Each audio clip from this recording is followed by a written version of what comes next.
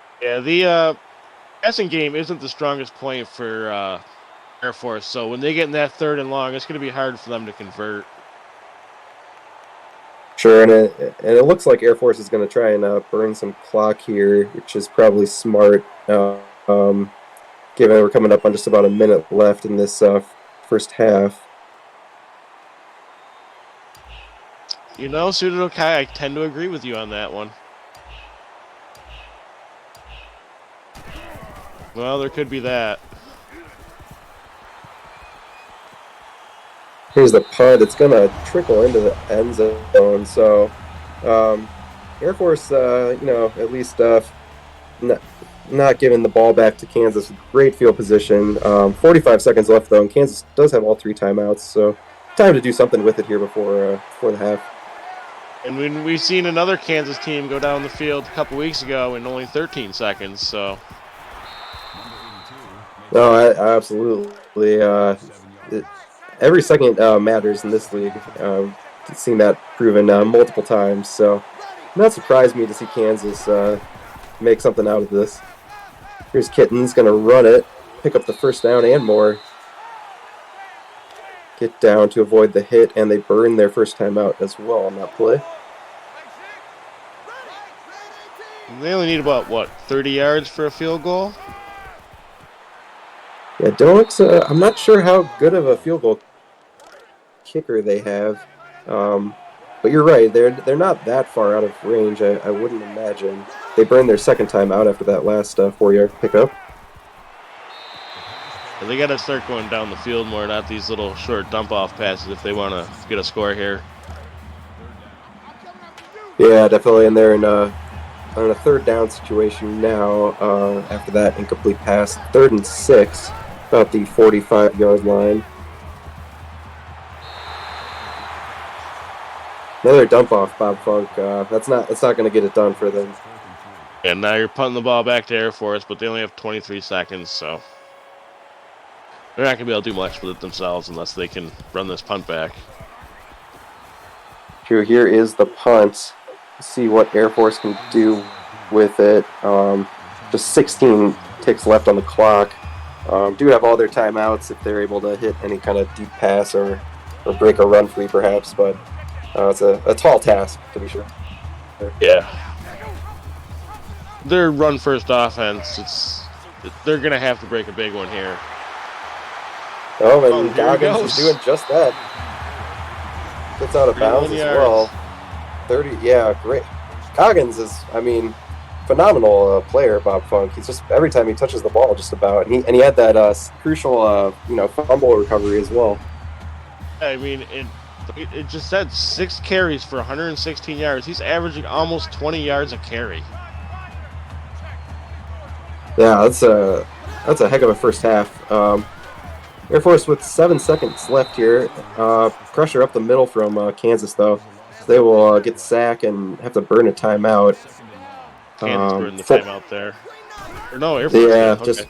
Air Force did, yeah. 4 seconds left. This is probably the last play of the half. They're going to go deep. That's going to be picked off. See if Kansas is able to run it back. They will not. Yeah, that's Dougie Vanderhuge on the pick there to close out the first half of action. So each team with 1 turnover, each team with 3 points, and that's going to do it for the first half. Bob, I'll turn it over to you for your thoughts on all of what we just saw. Yeah, both teams just they couldn't get their offenses going once they got on the other team's end of the field and just stalled out every time and they turned the ball over or each team got 1 field goal and then it was just a punt fest. Yeah, and as we stated in the pregame, for those of you that might have missed it, this is absolutely a game that Kansas really has to have as they're trying to, lock up this I-35 division. And Air Force, they've played spoiler twice already this season, and they're right in it to do it again here, especially at home. I think definitely was anticipating a close game tonight, and that's first half has definitely been that way so far. It's been a great first half. It's just neither team's offense can get going here. For sure, you see the stats. Kansas throwing it more, Air Force running it more. No surprises there, really. That's what you expected out of both these teams. Kansas with their their air raid offense, and Air Force running their Georgia Tech option. This is exactly what you expected to see. Kind of surprised by the time of possession, and I guess you'd expect Air Force to have a little bit more with their running offense. Yeah, you're right. Looking at these halftime stats, if there was anything that was surprising, I totally agree with you. That would be the one maybe somewhat of a surprise to see. But nevertheless, as we could get the second half kicked off, it is all knotted up, 3 apiece. We'll see if these teams can generate any more offense.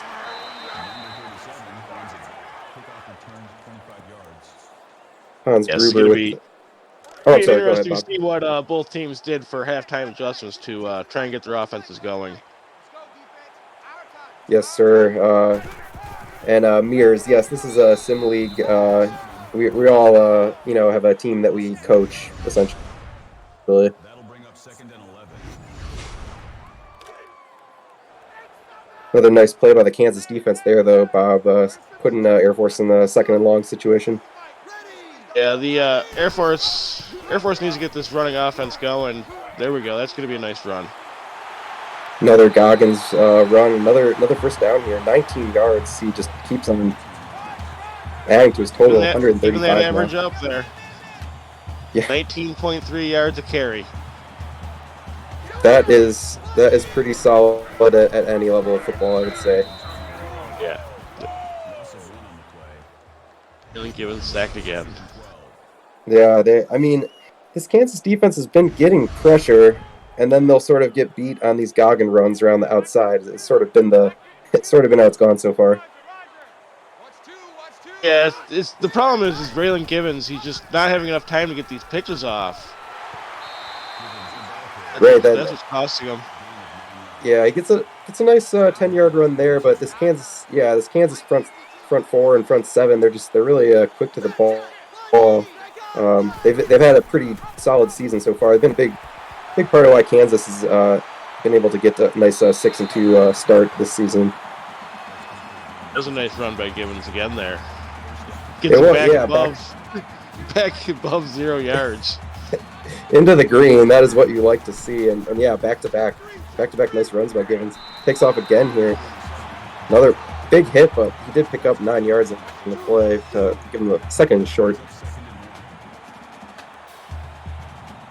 Man, I'm happy to see Braylon Givens get up from that one as much as he's been down this season. Yeah, here's the Air Force, another nice pitch play. Hans Gruber, subbing in for Goggins, and he'll get 11. Air Force in the red zone now. They're trying to get the first touchdown of the game here, midway through the 3rd quarter. Good Crowder with his first run of the day, I think. Yep. When he's hurt. He'll join the list, I guess, that we've had so far this game. There have been a lot of injuries in a short span of time. Here's another pitch. Kansas reading that one, and Air Force is starting to get other players involved here. Howell got the ball that time. Yeah, I want to see them take this. If they're gonna do this option again, go to the wide side of the field. Don't go to that narrow side. Oh, that defensive line is just getting so much pressure up the middle, Bob Funk. They just killed that play. Yeah, they killed that play, and they're gonna have to kick another field goal here. Yeah, so a huge stop by the Kansas defense. They've played well all season. They're playing well tonight. Air Force will look to take the lead if they can make this kick. Looks good.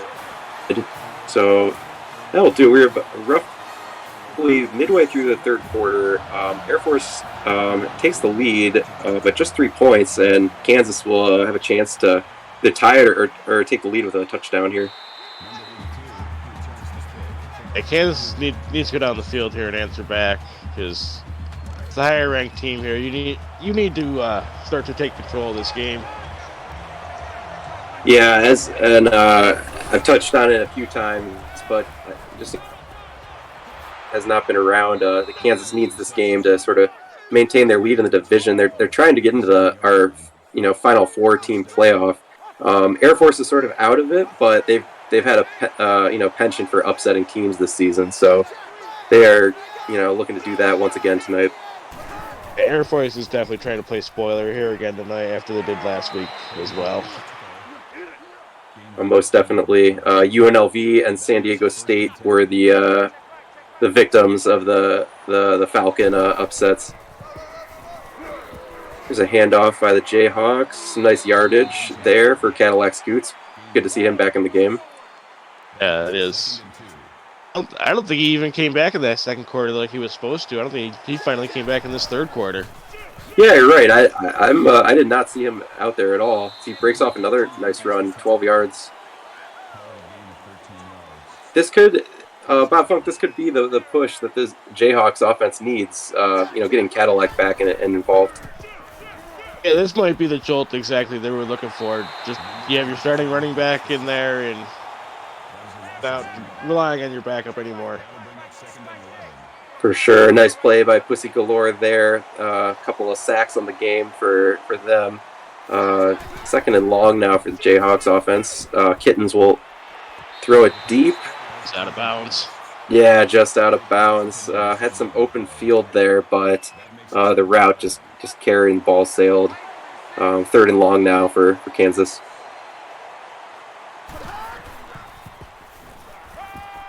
Kittens throws it and not even going to be completed. I don't know if they're in field goal range here. They were in about this range last time and punted. Yeah, and they would not say that they are. I don't think they're going for it on 4th and 11 here. Kansas needs this first down, and they're going to get it. Touchdown. First touchdown of the game right there, John Smith. Solid drive by Kansas. Almost didn't end nicely for them, but that was a huge play for them to put up the first touchdown of the game. Yeah, that receiver just beat that cornerback off the line. He's 5 yards ahead of him there, wide open. Yeah, absolutely. Oh, sure, and I'd love to give a shout out to our viewers in chat right now. We've got Art Vandelay, Benji Matson, Bob Funk, Coach Craven, Dave Axis, Droop Dog, Eagle Mondavi, Gunny McGuire, Caxips06, Mears, TTSN, Packer Fred, Pseudo Nakai, and True Blue. Appreciate all you guys joining us. This is just the first game of the night. We've got 3 more to go after this. And this is week 9 of the AACL All-American Coaching League.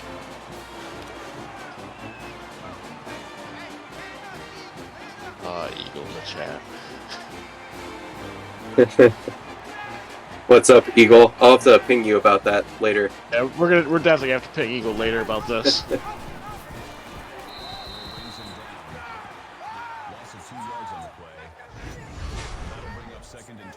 We will be having a Ping Eagle Bowl, I believe, once bowl season rolls around. So I'm looking forward to that game.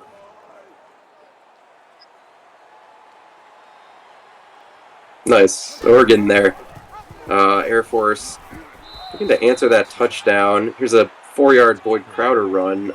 Brings up a pretty big play here, Bob Funk. 3rd and 8 for them. Boyd Crowder back in the game after being hurt on the last drive, so clearly it wasn't anything serious. Just throw over the middle by Givens to Ryan Kennedy. He'll pick up 9 yards and the first down. Keep the drive alive for the Falcons offense.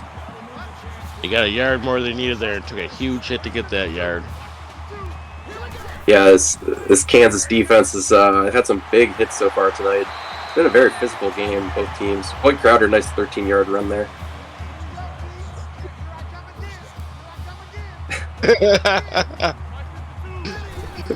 Oh, Eagle. Eagle takes so much abuse.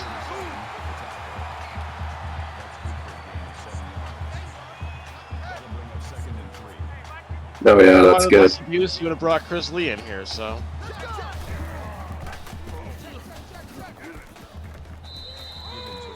I know he does. That's true. We do enjoy having Chris in from time to time. 3rd and 2 now here, though. Master Astro, who I mentioned in the pregame, has got 8 tackles on the day for the Jayhawks. Here, Raylan Givens just going to pick it up, Bob Funk. Nice play there. That's a nice run by Raylan to pick up the first down and keep this drive going. Seconds ticking off at the tail end of the third quarter here. We'll see if Air Force gets it off. Yes, one final play in the third. Here's the pitch out to Walton Goggins. Big broken tackle. He'll pick up 8 yards. Up in the chat here because we don't put 4s up. Oh, yes, please. As we head into this fourth quarter, do throw your 69s up in the chat. That's what we like to do in the AACL. Yeah, right. We're very mature adults here, in case you didn't figure that out by now. But this is a great game, Bob Funk. I must say, Kansas has got their 4-point advantage, but Air Force is driving here. Yeah, this is going to be a big drive for Air Force here. They need to get a touchdown here to take the lead. Field goal is going to still leave you down the point.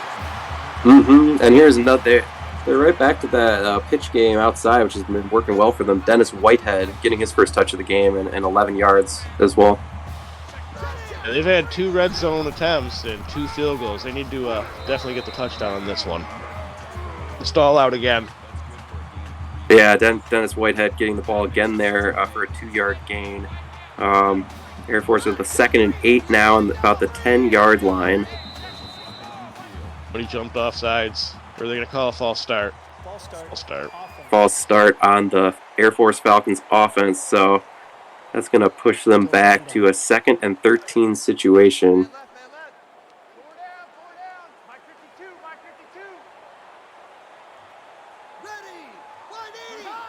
They've shown all game they're able to sort of pick up big chunks of yardage, though, so I don't think they'll, get too bothered. They pick up 10 yards on that play. It's 3rd and 3.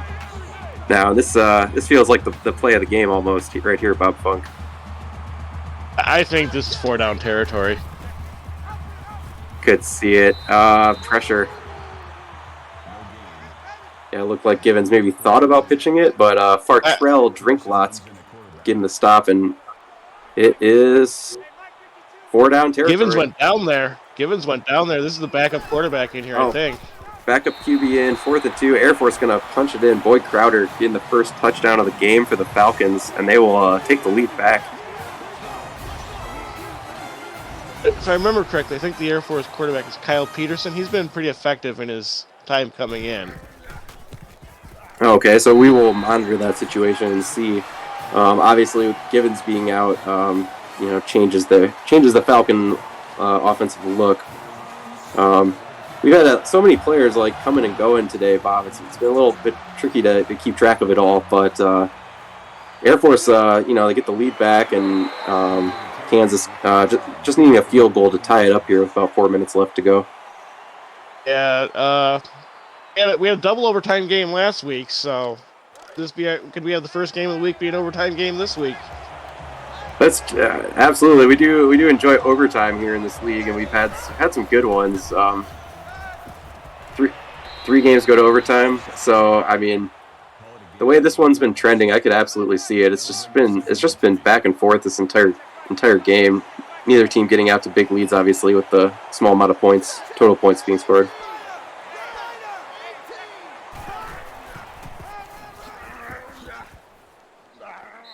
Sorry, I got reading the chats. Oh, all good. Cadillac Scoots picking up the first down. I was reading the chat and wasn't paying attention to what Levis was saying. Oh, I was reading the Eagle comment. Did the whole cast of Justified make the Air Force roster? And pretty much they did. Here's Melvin Blake on the reception. He's got 4 catches for 33 yards tonight. Kitten says he's been decent tonight. 177 yards, 1 touchdown, 1 interception, but there's nice pressure. Huge sack there by Beef Wellington. We call it a negative rush, not a sack. Yeah, it's either way. That was a very nice play. And Givens is done for the night with the strained back. I just saw scroll. So that is that hurts Air Force obviously, but they have a chance to stop Kansas here. 4th and 2 after the Cadillac Scoots 8-yard catch. Oh, they're gonna punt the ball away and trust their defense to get it back for them. Interesting. This is it's a critical decision here, and we'll see if this pays off for Kansas or not. Bit of yardage on the return there, and we've got a flag as well. Clipping. Receiving team. Yep. Clipping being called on Charles Roach. Still first down. Pit them inside their own 20. Yeah, They have so to use their timeouts on plays because you figure Air Force is just going to run the ball here 3 times, right? I should imagine they've been leaning into that this entire game. I don't see why it would change now. Here's the backup quarterback. He's just going to run it himself. Kyle Peterson, 11-yard gain and the first down. Yeah, Kyle Peterson has been an effective backup for Air Force this season. I think he's won player of the game once, so he will not be intimidated or anything coming into this game. Shouldn't imagine. Another nice run on that play by Air still Force. not using any timeouts, but Air Force is going way too quick here. They need to burn more of this clock. We'll see if they start to burn a little more as we go. It looks like maybe now they're going to start doing that. Kyle Peterson taking the 2-yard loss there. So that brings up 3rd and 2. Chance for the Kansas defense to get us stopped right here. Kansas used their first timeout there also. Thank you. They did indeed. And Peterson gonna get just enough. 4-yard run up the gut. And Kansas has timeout by Kansas. Yep, burned a second timeout. We will see one more first down. Oh man, Peterson taking off. Not quite enough to break it for the touchdown, but that might just about do it here. I'm not sure if they're going to start kneeling yet or not. I guess we'll see. Doesn't look like they're just going to keep running the ball right up the middle. Boyd Crowder, another 10-yard pickup. Does it turn out the light time? I think It's it turn out might. the light time, Friday. It's going to be turn out the light time unless they fumble the ball or something here. I'm shocked to see them not taking knees here, though. Air Force with another big upset. 2 weeks in a row. Two. They beat the number 1 team last week and the number 5 team this week. Mm-hmm. And they also have a win over number 10, San Diego State as well. So, I mean, that's sort of been their MO this season, Bob Funk. Go ahead, Freddie. Out the light, the party's over. They say that all good things must end. Let's call it a night. Party's over until tomorrow. We'll do the same old thing again. Hey, thank you for that, Freddie. Good night, baby. Hopefully Memphis can get a win next game. That's coming up right after this one. But thank you, Freddie. Always love the close out to these games. But Walton Goggins, I saw got player of the game there from the game, and I mean, I can't disagree with that, Bob Funk. He was incredible tonight. Fun to watch. Walter Goggins was the dominant force for Air Force this game with the way he was running that ball. His average went down a little towards the end because they started, focusing more on him, but early on there he was averaging 19 yards a carry. Yeah, for sure. It's I knew that this was going to be a tough game for Kansas and like close. Like I was just sort of expecting it to be close going into it, and it really ended up sort of being that way. It was just slug it out. Each team coming up with just one touchdown apiece. This was a fun game, but now, I mean, in the I-35 division, I mean, it's sort of wide open for Houston to get back into it if they're able to get a win this week. Like we will wait and see, I guess. This was the second lowest scoring game ever in the AACL. Only outscored second lowest scoring game ever. Lowest scoring game was 22 points. This one only had 23.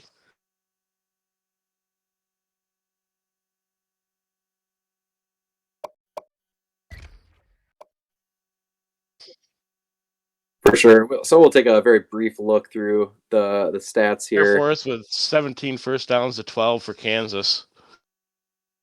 Yep, had them on the total offense. Obviously, you see the 306 yards 306 rushing. Wow. and we know, yeah, just we had 69 the yards. 69 yards for Nice. Kansas on the ground. They obviously missed Cadillac scoots, but nice nevertheless. 2 for 8. Yards for Air Force, Yeah, but we're not surprised by that. 4 of 6 for 38. Team with an interception. yep, and Air Force, they did end up getting that time of possession advantage back as it went.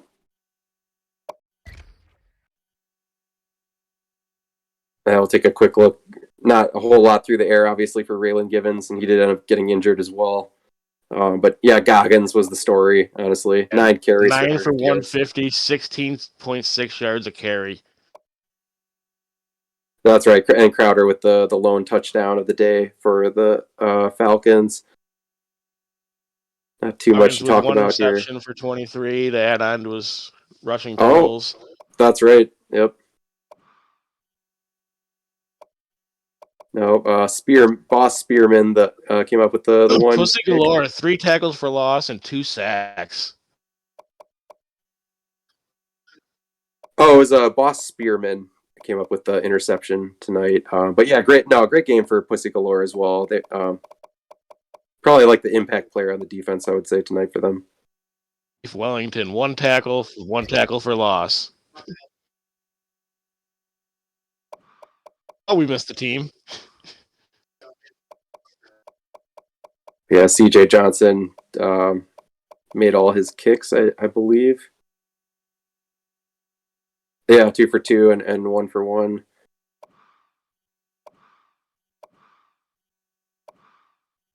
All right, and Major Kittens. He had an okay game tonight, Bob. Just not quite enough, I guess, in the end. Yeah, it's just one of those games where he couldn't keep it going. That one interception, that it's just is what it is for him. Seven rushes for 30 yards. Cadillac 6 for 39. I think Cadillac going out really threw off their offensive game plan. It did, because they didn't even have anybody else run the ball, other than Kittens, obviously, and they didn't bring in or they weren't giving the ball to their backup halfback, I guess. So, yeah, really spreading the ball around, as you see here, the Kansas receivers. Yeah, they never ran with their backup running back. He had 3 catches for 6 yards, but they never let him run the ball. True, and Astro didn't extend his pick streak this week, but he did lead the team in tackles, so nice game for him. We see some guys came up with sacks for them. Buttersworth, drink lots, and deadlift all had sacks. Yeah, drink lots with 3 tackles for loss. Dorsch with 2 tackles for loss. Yep, Dougie Vanderhuge had the pick for them, I believe. Close out the first half. Yeah. Yep.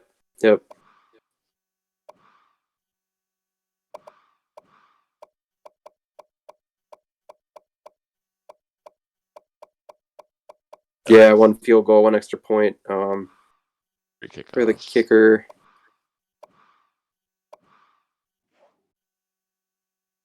Yeah, and that's going to do it for the stats for tonight. We'll take this to post game. Bob Funk, as I said, just another notch in Air Force's sort of upset belt that they've sort of been building this season. Yeah, this Air Force team, they're getting strong at the end of the season. I don't know if anybody wants to face them these last couple of weeks. No, yeah, certainly.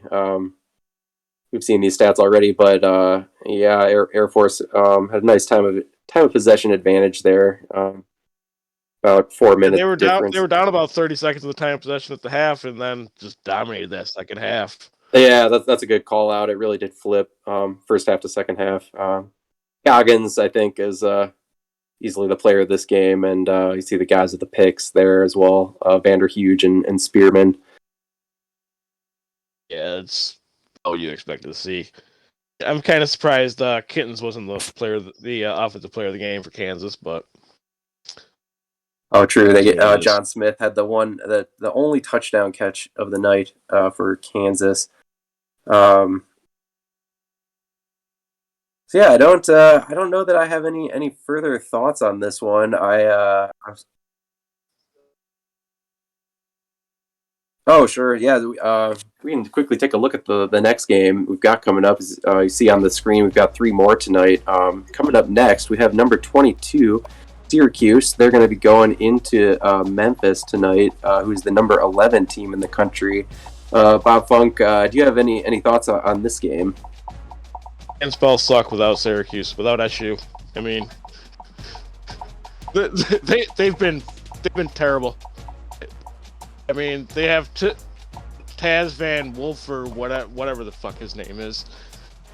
Some bullshit. Wolf Winkle, Wolf, whatever. Wolf's Winkle, we're being told. Yeah, I think the Memphis team is gonna be able to handle Syracuse very easily. sure. Yeah, I think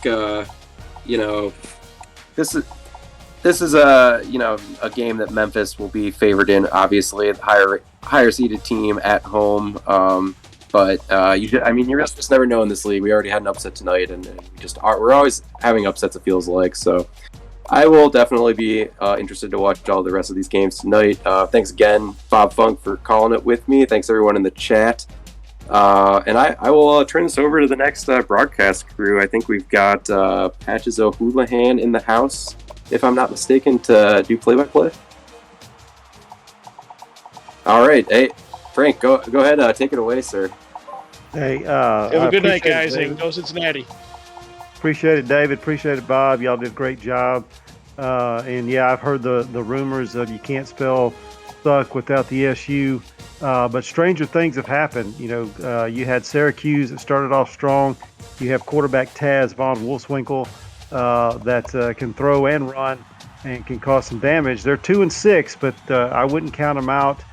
We've seen stranger things happen. We've seen Air Force upset top 5 opponents the past 2 weeks.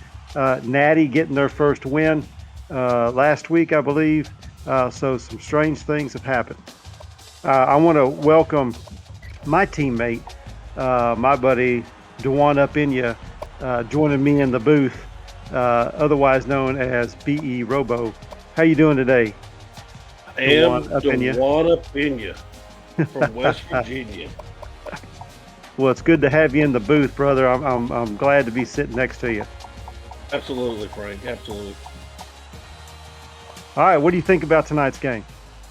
No, this could be an interesting game because Memphis has highs and they have lows. They've been beaten by some teams they shouldn't have lost to, and I think last week was one of those examples. And I think Syracuse could have a chance. Yeah, there's some teams out there that started off kind of strong and kind of bottomed out with the season closing up, but Syracuse has got some talent. And now I'm not discrediting Memphis at all. They've earned their number 11th ranking so far. They've got some players on their squad that we'll be seeing.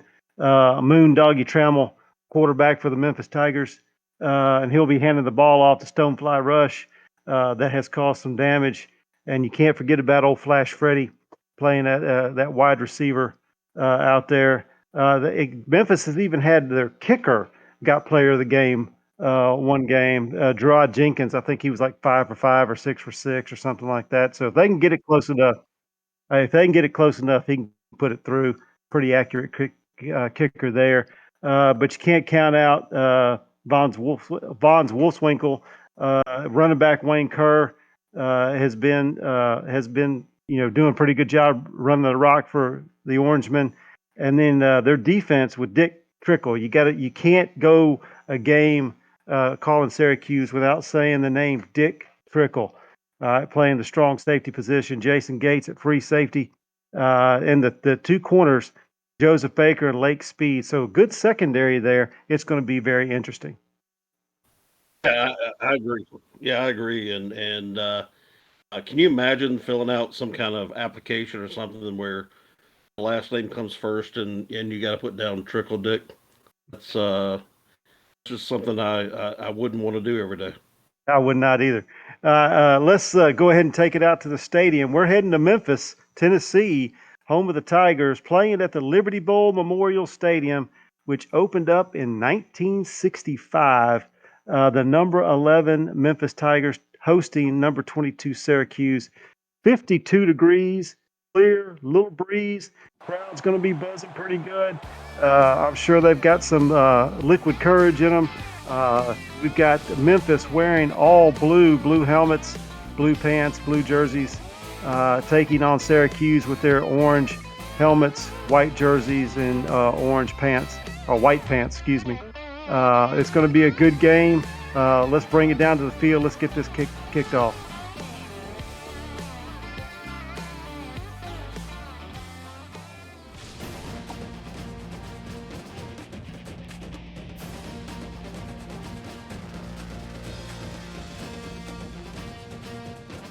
Whoa. That must be a relative of Dick Trickle. We just found out that Trickle Dick is on the recruit list for Syracuse. Here we are at the coin toss. We've got Syracuse is going to end up kicking, I believe. Memphis receiving the ball. Memphis going right to left on your TV screen and radio dial. And here we go. Good return there by Flash Freddy, a 23-yard return, setting up Memphis now. Again, and they're all blue, some sharp-looking all blue uniforms there. Yeah, that blue looks really good tonight. I hope they're not blue at the end of this game. Moondoggy Travel, he's starting off with a pass, puts it over the middle. It's incomplete. Good play by Syracuse. 2nd and 10 for the Tigers. How many players does Freddie have on here named Freddie or Trammell? We've got at least 3. We've got half-minded Trammell playing linebacker, and you got Flash Freddie at receiver, and you got Moondoggy Trammell at quarterback. So we've got a few. It's this family tradition going on here. And they all know how to sing. That's going to be close to a first down. Tiger Tom with a 10-yard reception. They're going to give it to him. 1st and 10, Memphis. That was a close one. That's Moondoggy's first completion. Moondoggy's moving that ball. Moondoggy's going to keep it, pull it. He's going to gain 4. It's going to set up 2nd and 6. Yeah, he doesn't have a whole lot of wheels there. He's that was like slow motion going on. All right, checking the play from the sidelines, dropping back to pass, short drop, going to pass it out to his receiver right there on the left side, Tiger Tom with his 2nd reception. It's going to be 3rd down and 2. So far, getting Tiger Tom heavily involved in this game, so we'll see start establishing some kind of run. Looked like he was going to pitch. The guy took the pitch, man. He had to take it. Slow-footed. He's going to be short. 4th and 2. They're going to punt it away. Good defensive stand by Syracuse. They came out here and looked like they were ready to play. Yeah, if I was Syracuse playing defense, I would. If they're going to run that pitch, I'd go ahead and take the pitch man and let the quarterback try to run it. Absolutely. Oh, we got a penalty on the play. Clipping on Syracuse, so they're going to. Memphis declined it, and so now we got 1st and 10 set up on the just inside the 29-yard line, and Taz Von Wolfswinkel is going to pull it, and he's going to be close to a first down. They're going to give it to him. 1st and 10. After that, 11-yard gain. Taz, he could definitely establish a run. He can do a lot of things with his feet and his arm.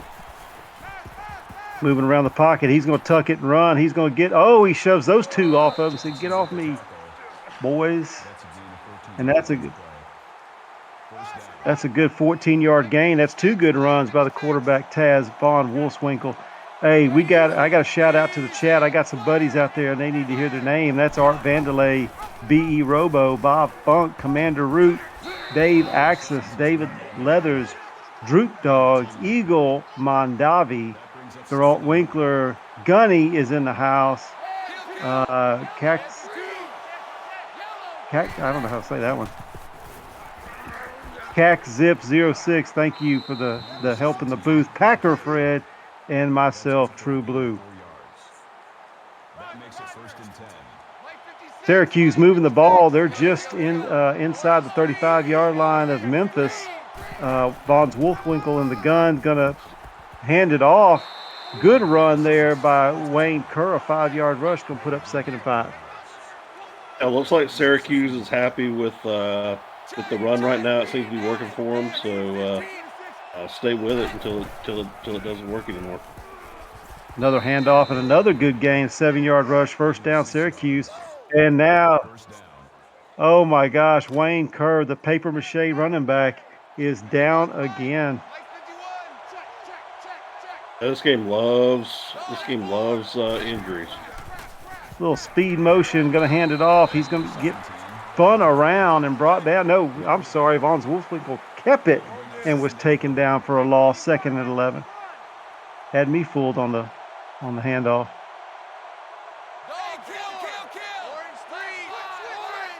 Derek Sanders in the game now for Wayne Kerr. Vons Wolfwinkle able to get that away, but he is pounded. Kerr is, from what we hear from the sidelines, is going to be out for a couple of quarters. They're going to reevaluate after halftime with bruised ribs.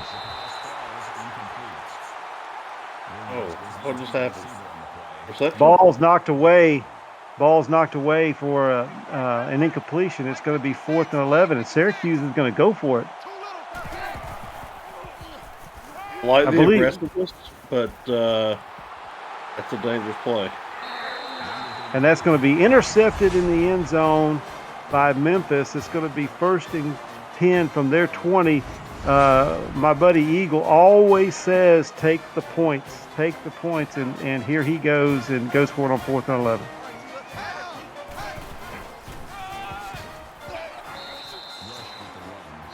It's a good turnover on, for Memphis.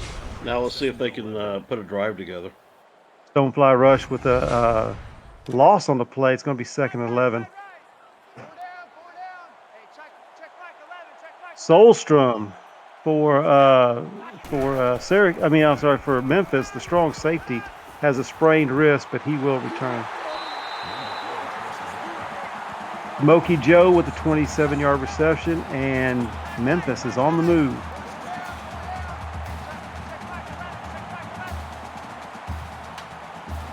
Eagle said in the chat that he forgot his kicker was in jail. That's why he went for it on 4th and 11. Good run there by Stonefly Rush, 11-yard gain, another 1st down for Memphis, and they are in Syracuse territory.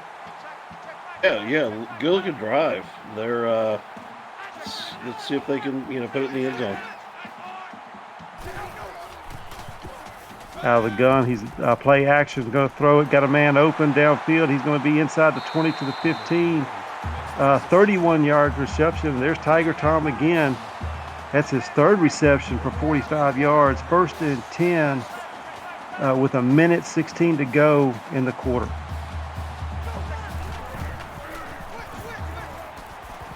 Going to dump this off to his back, and he's tackled for a loss, but there's a flag on the play. Face mask on Syracuse. They stop him for a loss, and it's going to be a 15-yard face mask on Lake Speed. Yeah, terrible penalty. They got to play a lot more discipline than they're playing right now. Now we got 1st and goal at the 8-yard line. Moondoggy under center. He's going to hand it off. A good run to the 5. Stonefly rush for a 3-yard gain. 2nd and goal. Memphis in hurry up.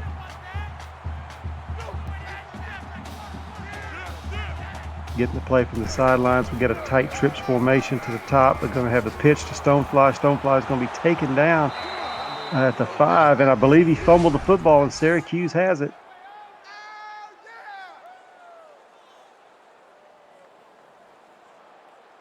I'm trying to see the replay on this. Did the ball come out before he hit the ground? I was trying to see. It was kind of hard to tell because it was going fast, but I was trying to see who actually laid the hit on him. That might have been Joseph Baker. Out of the eye, they're going to hand it off. Good run, 4-yard gain by Derek Sanders. Still no Wayne Kerr. He's going to be out till after halftime for sure. This is really a game of defense. There two turnovers in the red zone. They got to protect the ball better when they're in scoring position. Well, there's a lucky souvenir for a fan sitting in the stands because Taz just put it in row G. Going to hand off the draw plays. Good first down run, a 16-yard gain by Derek Sanders. That makes it 1st and 10. It looks like Derek's got some moves, so. And now it looks like Derek Sanders is down. Maybe they're going to run the tight end. Can the tight end run? They got to find somebody. Taz might have to go to quarterback, running back, and Jonathan Herring come in at quarterback. Good strong run by Taz. He just was not going to be denied. Another solid run by Taz Von Wolfswinkel for a first down.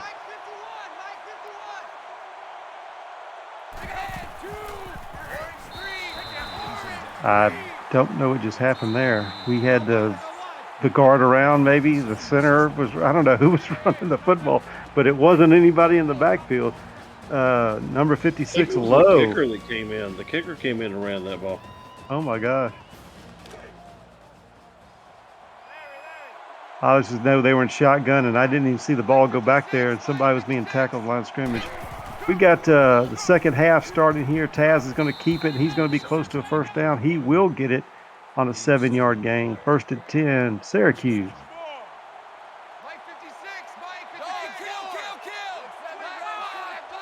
Everybody looking out, getting the play from the sidelines. Back to pass. The lefty is going to scramble again with no pressure, and he's going to have another Syracuse first down. I tell you, the way the injuries are going, better protect Taz a little better. He can't run this ball every play. I can't see who the new back is, but we're about to. Nope, he's going to pull it. He's going to shake off another tackle, another 10-yard, 15-yard run for Taz. He's up to 84 yards now with 4.5 to go in the second quarter. Yeah, that's pretty incredible. Putting this game on his shoulders. There he goes again, pulling the ball down. He's going to run again. There's nobody there. He's going to have another first down. And this man refuses to slide, but he has gotten another first down, and Syracuse is knocking on the door. Yeah, he's averaging almost 10 yards per carry on these rushes, so it's pretty impressive. Back to pass again. He's going to tuck it and run. No pressure again, and he's going to have a 9-yard gain, 8-yard gain, 2nd and 2. And Taz is telling the team, get on my back. I'm fixing to carry you. Contain the quarterback. Let's not turn the ball over now, but you're going to put your quarterback at risk. And we got the handoff to Jabari Dodd, a 6-yard touchdown run. And I didn't think he was going to get there, to tell you the truth, but he made it. And it's touchdown Syracuse with the 3rd-string tailback. Yeah, good run by Syracuse to take this game, take the lead in this game. And watching Jabari Dodd run the football, I know why now Taz has been pulling it and running it himself. Whoa. Derek Sanders for Syracuse has a concussion, and now he will be out for the game.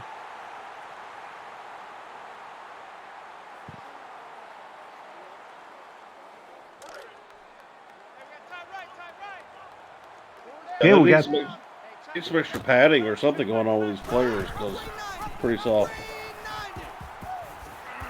Just under 4 minutes on the clock in the second quarter, and Moondog Trammell's going to keep that for a 6-yard gain, going to make it 2nd and 4. Memphis needs to answer here.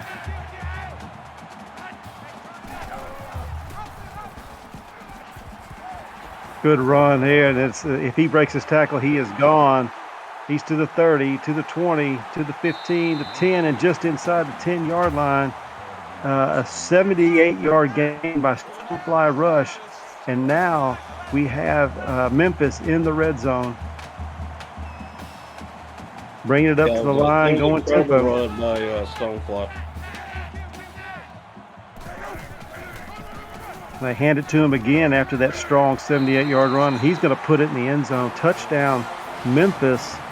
We're going to have an extra point pending tie game here with 3:24 remaining in the second quarter.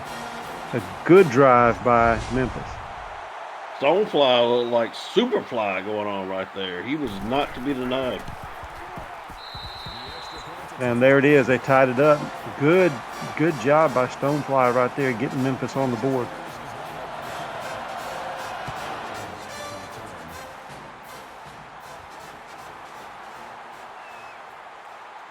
Good kickoff and a good return, setting up at the 28-yard line. 25-yard return, first down, Syracuse. And who's going to be out here at running back?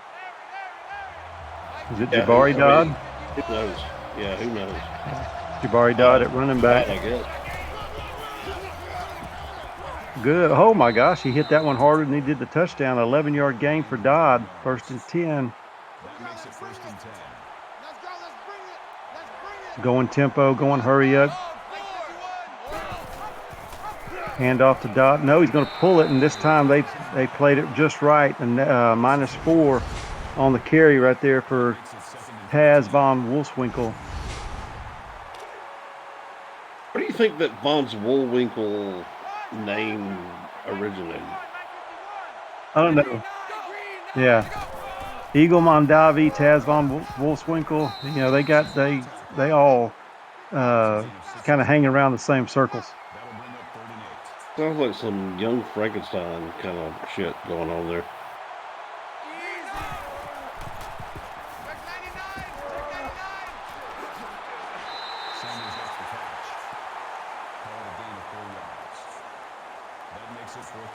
Call, good play by Sanders. We got a 4th down and 4. Syracuse is going to have to punt. I'm about to be -1 dog.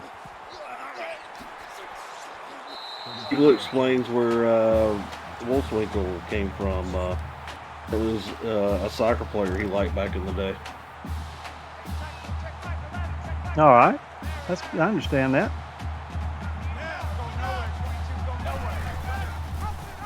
There we go.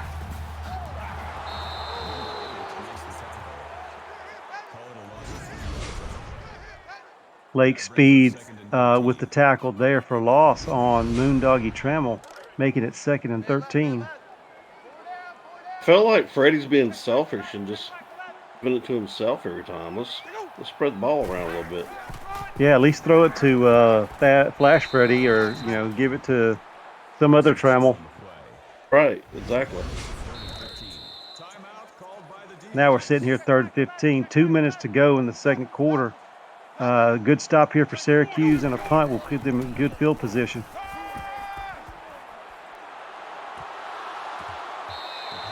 Oh, knocked away. Could have been picked off. It's probably best to let that go and let them punt, get a good return here. Possibly setting up Syracuse in a nice position to score before the half. And I believe Syracuse is going to be getting the ball starting the second half. Yeah, I think you're right. Syracuse is looking pretty good this game. They've established the run and have, in my opinion, have been in control of this game. Von Wolfswinkel is going to set up the screen. He's got his man Dodd. Dodd's going to carry it for no gain. It looked like something was set up there, but now it's going to be 2nd and 10.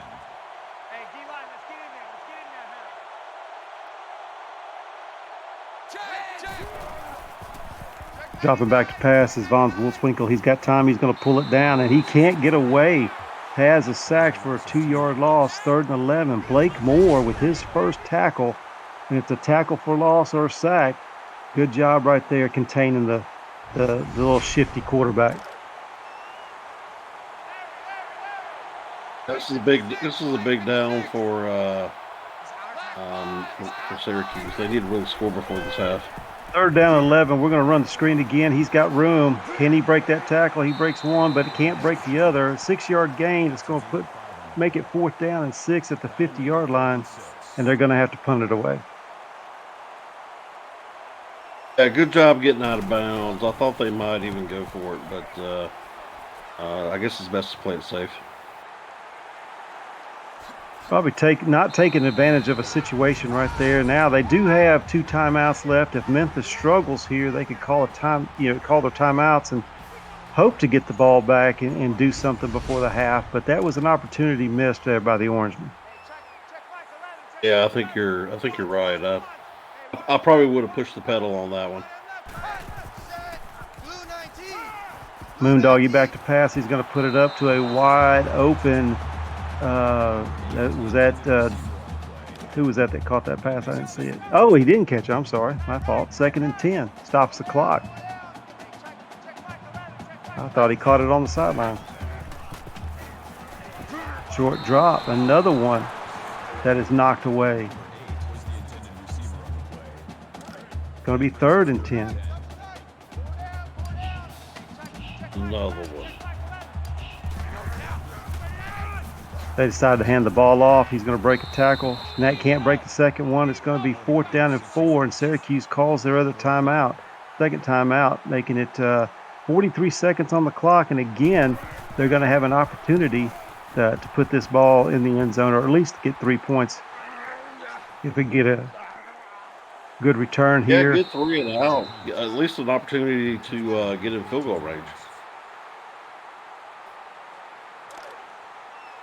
That was Chad Quit with the return, number 69. Chad Quit giving Syracuse the ball on their 42-yard line. 1 timeout, 32 seconds remaining. Yeah, that's not the play you want. -4 yard or -1 yard. No, not. You want to take some shots down the field. You got 29 seconds and a timeout. You can take some. You can use the middle of the field a little bit. That's not what you wanted right there. They have a lot of options. Running the ball. Obviously, they're going to get a 1st down, but we're going to call a quick timeout. 1st down, that's going to stop the clock to set the change, but then they'll start it when the change is set. Syracuse out of the shotgun. Drop back to pass. He throws his interception.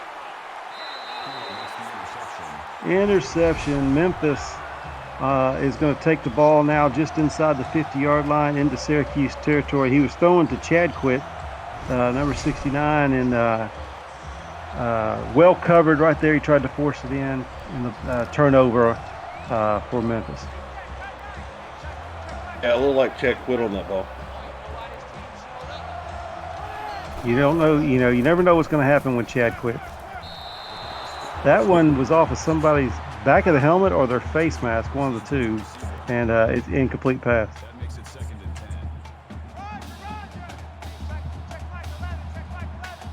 Taz is over there giving Chad Quit an earful on the sideline, saying he quit on the route. Oh my gosh, what a catch by Smokey Joe. 40-yard reception, 1st and goal on the 9-yard line. 8 seconds to go. Unbelievable. Oh, he's taking a lot of time on this play. Had plenty of time right there. Had surveyed the field, went to his 3rd receiver and couldn't find anything. Threw an incomplete pass, which sets up a field goal attempt for Memphis to take the lead right before the half. And it's through. There you go. There's Jared Jenkins with the kick, making it 10-7. And it is halftime here in Memphis with the Memphis Tigers leading the Syracuse Orangemen 10-7. Oh, Robo, what could have been if Syracuse takes advantage of some opportunity? I think Syracuse really missed a lot of opportunities on that one. They definitely have dominated this game. Memphis is, to be quite honest with you, is kind of lucky to be leading this game with that turnover, there at the end, I'm up by 3. Yeah, you think about whenever it was 4th and 11 in the red zone, and Syracuse elected to go for it through the interception in the end zone, not taking the 3 points there. It could have been going into half, at least tied, could be ahead if they would just take advantage of the opportunities that they were given. Absolutely. Time of possession, they've got the advantage. Also rushing, but passing is maybe not in the game plan tonight. Well, they're down to their third running back, Syracuse is, and Taz von Wolfswinkel has taken it upon himself that even if he's dropping back to throw, he's pulling the ball down and taking. He's not even going through his progression. He's just looking at his first receiver, and if he's not available, he's just pulling the ball down and running. Now, he's doing a great job running the football, but eventually either he's going to get himself hurt, or the Memphis Tigers are just going to tee off on him, and he won't be breaking those long runs. Yeah, it's not a great game plan based on the injuries that have happened tonight to keep running your quarterback as much as he has. And here we are in the second half with Taz von Wolfswinkel leading the Syracuse Orangemen on the field. It's going to be 1st and 10. He's going to hand it off. Who we have here? Is it Dodd or is it Kerr or who is it? It's Wayne Kerr is back. That's going to be helpful now. That's going to take some pressure off of Taz now to run the football. That's a good 9-yard gain. His first carry since the first quarter. Yeah, Dodd did well, in relief, but they should be happy to have Kerr back. Another handoff there, a little speed sweep, a breaking tackle. Got the first down, and that's Chadquit.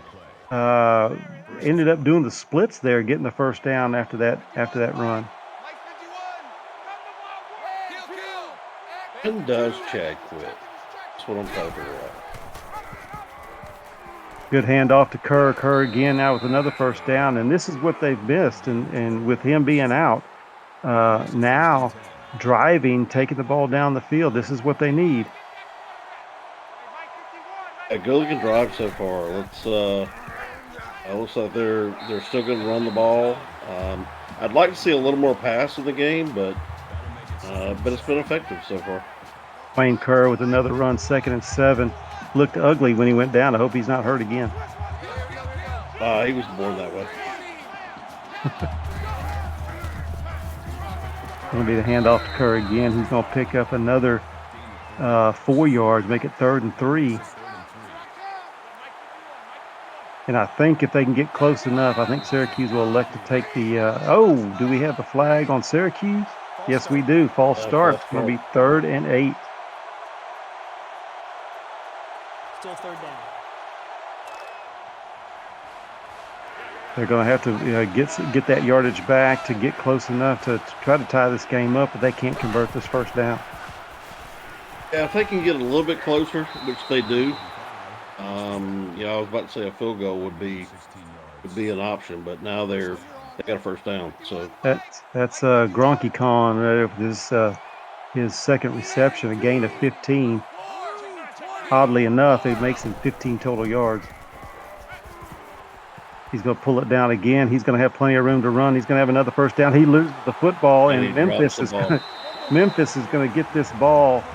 Oh my goodness! Another turnover for Syracuse and Taz von Wolfswinkel. After a good run, this is where the sliding will help. If you get down, they can't hit you. But he tries to get more than enough, and he's just trying to fight for that extra yardage. Loses the football. Now Memphis set up on their own 14-yard line. Yeah, you're never going to win a game if you're turning the ball over, especially in the red zone. And Moondoggy protected the football. He loses a yard, but he was not going to pitch it, even though he could have and had plenty of room to run if he does pitch it, but he was afraid he was going to lose the football, protects it, goes down, takes a 1-yard loss.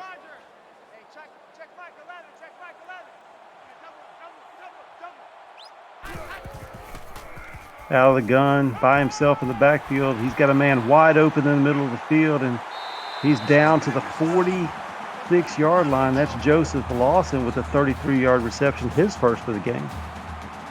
I feel like this game, each team is having long drives, but they're coming up short on every possession. Yeah, there's good long drives, quick long drive. There's Flash Freddie with a 3-yard reception, his first of the game, which is kind of surprising.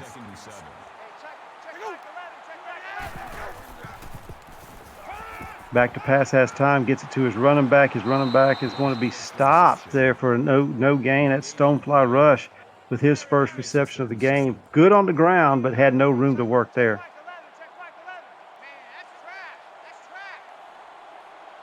Shotgun by himself in the backfield. This is a big possession for him. A little bit of pressure. He gets it off. He's going to be short. It's going to be 4th and 2.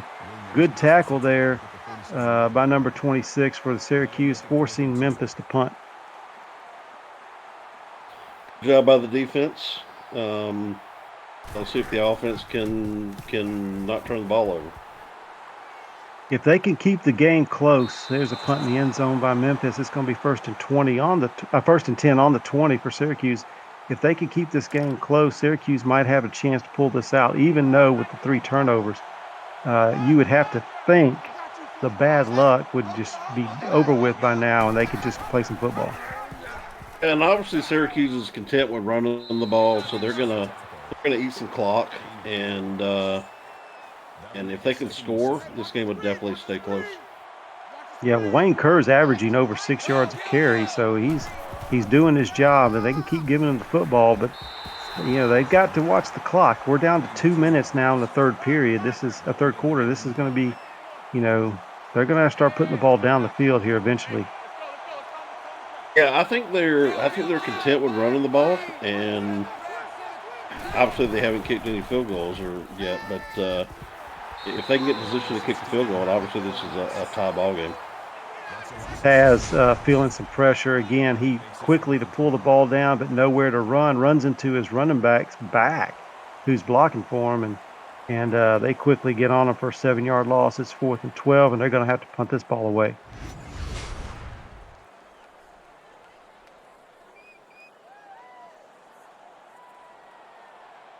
Punting deep in their own territory now, inside their own 20. He gets it away, but it's going to set up Memphis nice because he's going to get that ball on the 45 and take it across midfield. Flash Freddie with a 6-yard return. Not a flashy return, but it gets him into Syracuse territory. Yeah, Freddie took a good pop on that one. So luckily he held on to the ball. Maybe they got different helmets than Syracuse does, so he won't have a concussion. Yeah, you're right. Stonefly Rush with he's tackled in the backfield, losing 2 yards. That's going to set up 2nd and 12. Minute 14 going in the third quarter.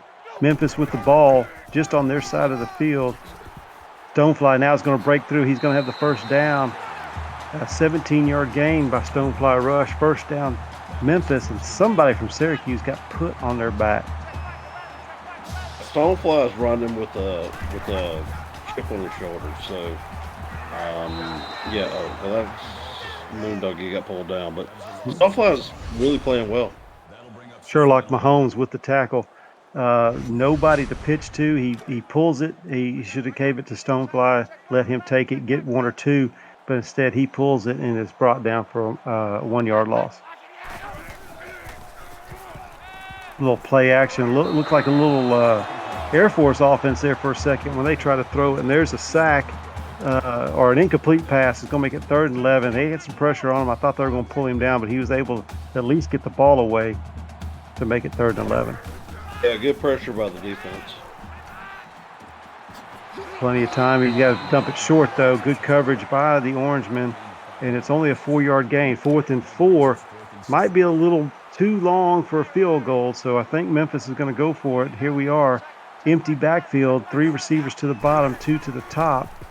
Moondoggy's going to dump it off short, and he is going to be, I don't know. They gave it to him. First down, a 7-yard gain to Joseph Lawson. Challenge that spot. Yeah, I think they would have to challenge it. It looked like he was knocked out of bounds before the marker, but no challenge. And here we are again, empty backfield, back to pass, 3 receivers to the top. He's going to hit the out route for a 6-yard gain. Joseph Lawson again on the reception. His 3rd of the night. 2nd and 4. and Memphis is driving. Yeah, I think Syracuse missed an opportunity to challenge that spot. I don't think he made it. Well, we will never know. He's going to hand off to Stonefly. Stonefly is going to be stopped in the backfield. 3rd and 4. When we come back, it's the end of the third quarter, and Memphis is driving, leading the game 10-7 in a game that just seems like nobody wants to pull away, and they want to keep each other in it by either turning the ball over or not taking advantage of opportunities. And nobody's really taken charge of this game, I guess, until now. Now it's a 2-point. Now it's a 2-score game. Moondog Travel with his first touchdown pass. It was an 18-yard reception. It's going to put Memphis up with the extra point pending, 17-0, 17-7.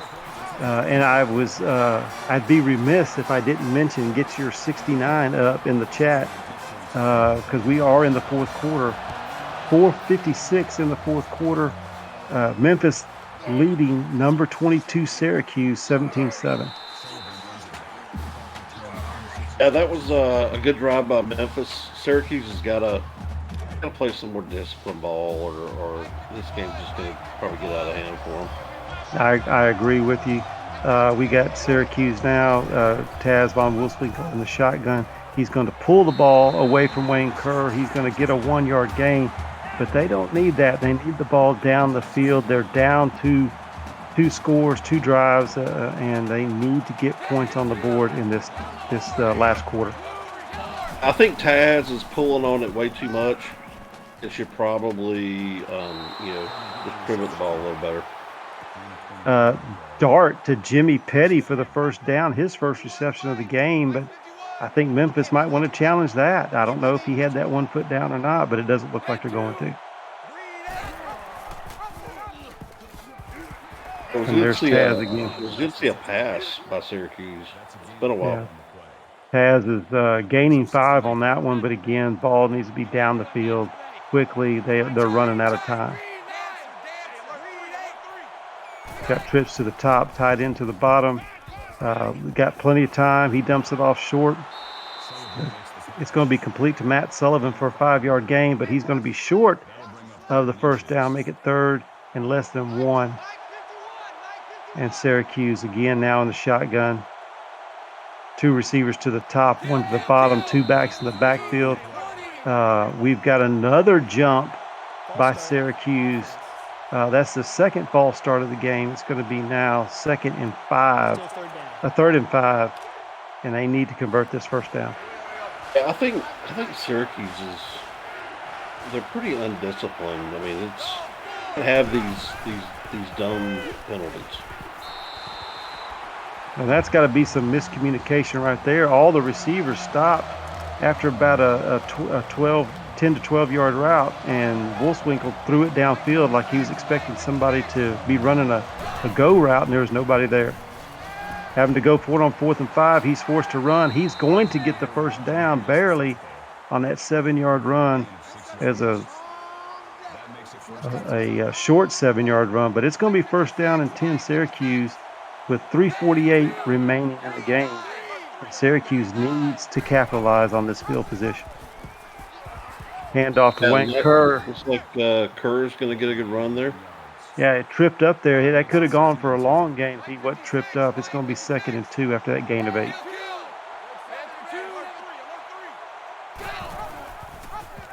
Syracuse out of the gun. Wolfswinkel going to keep it again. He's going to break a tackle, break 2 tackles, get inside the 10. 16-yard gain is going to put them 1st and goal on the 9. Syracuse needing to score and score quickly now. Need to hurry up and get the lineman up to the line of scrimmage. You got trips to the bottom of the screen. You've got 1 single receiver up top and the back to his left. Plenty of time. He gets it away. Tackled at the 5. It's going to be 2nd and goal from the 5-yard line. Syracuse threatening here. Memphis needs a stop. Syracuse needs a score. I would be a little quicker with getting the play in. Quick screen, and he's going Oh, to no. pick it off, and I don't think anybody's going to catch him. Oh, no. East of midfield, east of the 40, to the 30, 20, 10, 5, touchdown, and that's going to seal the game. Gunny Jarhead, old Gunny with the pick six off the screen pass. He read it and said, "Not today, my friend," and takes it back all the way for the touchdown. 23-7 Memphis off the fourth turnover for Syracuse. And oh my goodness, can it get any worse for Syracuse? Not only is it the fourth turnover, but it's the third or fourth turnover in the red zone. So it's just poor management of the ball. Extra point is up and good, and it is 24-7 Memphis. And the people witnessing this game are Art Vanderlei, D.E. Robo, Biff Markham in the house, Commander ready for Root, me? Dave Axis, David Leathers, Doug Britton is here, Droop Dog, Mandavi's still here witnessing this masterpiece. General Cornwall, Winkler's still here. Gunny McGuire shows up and picks the ball off and takes it back for a touchdown. How do you say this again? Pax Ips 06. Sorry about that. And then Packer Fred is here, and he's in here. He's going to be singing "Turn Out the Lights" here pretty soon. Sararina and then True Blue. Syracuse already crossed midfield now, trying to score, trying to make this respectable if they can. And now we're seeing those passes down the field that we needed to see earlier. It ain't over yet. Clock running down, 2:22. Syracuse getting the play from the sidelines. I'd be a little bit more of a hurry up. We're going to see a screen here. He's going to dump it off the Kerr. Kerr's got a block. He's got the first down. He's to the 30, the 20. I'm sorry, that's Jabari Dodd with the reception. That's his fourth reception of the game.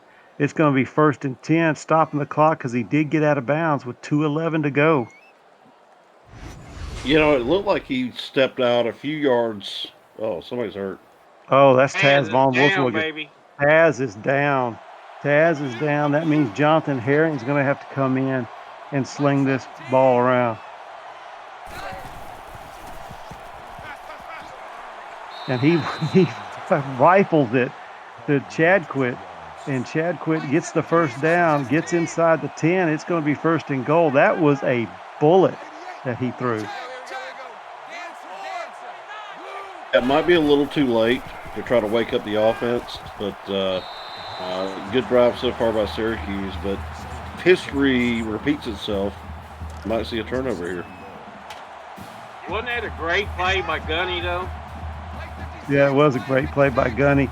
Taz Von Wolfswinkel is out, but yet he just gets credit for that completion.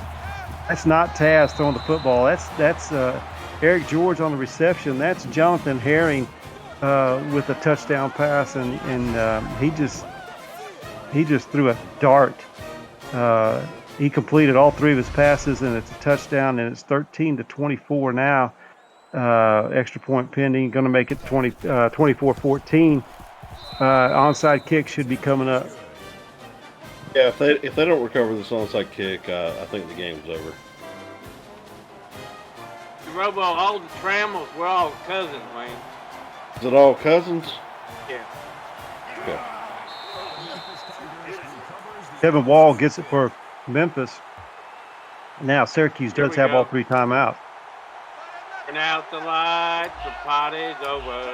They say that all good things must end. Let's call it a night. Winkler says there's still hope in the Until chat. tomorrow, we'll do the same old thing again. Good night. Go Tigers, go. I was kind of hoping not that Memphis would lose, but just if Memphis lost, to hear Freddie sing the song against his team. Would have been cool. That Yeah, would have been. I was prepared to sing it. A little play action, dump it off to the motion man. He's going to be short, and there's the Syracuse last timeout. 4th and 3 from the 34-yard line. And Memphis is going to go for it. A little far out of Jared Jenkins' range, I guess. And Moondoggy going to hold the ball, put it downfield. It's going to be knocked away, and Syracuse is going to get the football. And hopefully a quick score here and an onside kick might put us back in business. Yeah, I mean, I don't mind going for it on 4th down right there. The defense has really got to step up right now. Bonds Wolfwinkle is back in the game, and he's going to complete to Matt Sullivan for a 10-yard gain, short of the first down. And they've really got to go hurry up here. Now he's going to go under center and spike the ball. It's going to be 3rd and inches with 1:22 remaining, no timeouts. Syracuse needs a prayer. Still got a chance now. They know we'll get. Well, the fact that he is tall. Last second one time before. And Wolfswinkle trying to give away another souvenir into row G, like one wasn't enough. That one was not even close to anybody from the Memphis bench to catch. Crazy Canuck just popped in, and he's questioning the same thing we're questioning, that throw. There's the pitch. This is Wayne Kerr is going to take the ball down. Where's he been the past few drives? Not over. He's quietly had a good game. 10 rushes for 102 yards, averaging just over 10 yards a carry. It's 1:08 time running, pass into the end zone. It's going to be a touchdown for Syracuse, and it might be too little too late, but when does Chad quit? Scores the touchdown for Syracuse. Chad did not quit on that play, that's for sure. An extra point here puts them down 3. And I have yet to see an onside kick recovered by the kicking team. They say it has happened. I haven't seen it. But if it ever does happen for me to see it, this is the time for it to happen. Oh, yeah, but looks like I might have to right here. Oh, my goodness. Oh, they recovered. Did they recover it? Illegal touch. I think they recovered it, but they didn't let it go 10 yards, and it's gonna be first down. Ooh, mercy sakes alive. First down, Memphis, and Freddie is going to be good to go with his song now. Yeah, they can run the clock out now. Yeah. All that's left now is the crying for Syracuse, because as Memphis kneels on the ball. There. I thought I was going to lose another one in the last minute.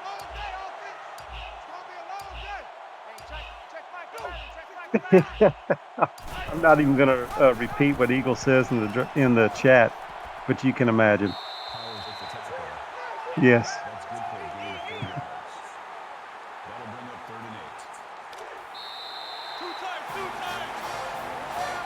Memphis is going to come away with the victory, 24-21 over the Syracuse Orangemen. They made it interesting at the end, but the 4 turnovers in the red zone for Syracuse was their downfall. And Dwan Upinya, I still go back to the field goal they should have taken in the first half, where he throws the interception in the end zone. You see the replay right there. Those 3 points have come back to haunt Syracuse as they lose by 3 here in Memphis. Yeah, you're exactly right. I mean, missed opportunities, turnovers in the red zone, a field goal that should have been taken. Syracuse really just hit the bed on this one, to say it mildly. Yeah, and not to mention not taking the 3 points, but also right before the half, getting the punt return inside the Memphis territory and then didn't do anything with it and giving it to Memphis and letting Memphis score right before the half instead of them scoring before the half was another deal there as well. I believe they got the was that a touchdown right before the half, or I can't remember, but I do remember before. We just got 3 points. 3 He threw points that right there long before that. pass. Right, yeah. Threw that 'Cause, long pass. He got tackled like at the 2. yeah. It was like, all right, go ahead, Robo. Obviously, total offense. Syracuse, dominated on offense. Rushing, and so it was obviously 300 to 100. It's red zone touchdowns for Syracuse were not so great. 4 turnovers by Syracuse. The difference in the game, to be honest with you. And again, total yards. Syracuse had this game and just totally just crapped it away. Yeah, and time of possession. I mean, they dominated by over 3 minutes. So and penalties. Syracuse had 4 penalties. Yeah, 4 penalties to Memphis's none. Moondoggy Trammell with a rating of 145.7. He was 14 of 23 for 193 yards. Only 1 touchdown, but that's, you know, he was enough. He just, didn't turn the ball over and did what he needed to do to move his offense. Stonefly Rush with 12 carries, 103 yards, and a touchdown, his longest, 58 yards. He also had a couple of 4 receptions to help move the ball. Not a lot of yardage, but was the leading receiver there with 4. As far as your defense goes, you had the hitman Thomas with 9 tackles, 8 solo, and then you had Trammell, half-minded Trammell with 7. Solstrom, who ended up, I believe he ended up getting injured during the game, had 3 tackles. Gunny Jarhead with the pick 6 that sealed the deal for Memphis. Zach Fenner also had a tackle for loss and a sack. To see what we got. Terrence Smith.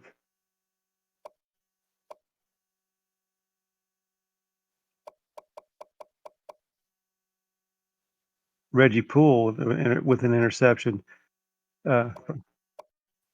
Blake Moore. I think Reggie Poole's the one that had the interception in the end zone right there when Syracuse should have taken that field goal. Jenkins was only 1 for 1 tonight, but made all 3 of his extra points, and that's all we need to know about the kickers. Kickers are people too. Just saying. All right, Jonathan Herring comes in and throws. It says he only threw 1 pass, but he actually threw 3, and one of them was for a touchdown. Yeah, and then Vons Wolfswinkel was 14 of 23, which I think he was probably 12 of 21 and a touchdown. But the 3 costly interceptions was bad right there. He leads the team in rushing with 21 attempts for 149 yards. His longest was 16. No touchdowns right there. And then Wayne Kerr, who played only 2 quarters basically, or 2.5 quarters, 10 carries for 102 yards. They really missed him in that second half, not able to run the ball. Gronky Kong with a nice game of 3 catches for 20 yards. Dodd, the third string tailback, had 4 receptions for 56 yards. Eric George, 2 catches for 13 and a touchdown. And when does Chad quit with his 2 catches, but one of them for a touchdown? Lake Speed led the team with 9 solo tackles, 2 tackles for losses. You had a fumble recovery by Mahomes that was beneficial, that tried to get things going for them. Dick Trickle with 1 tackle. Didn't get to call his name very much. That's kind of disappointing.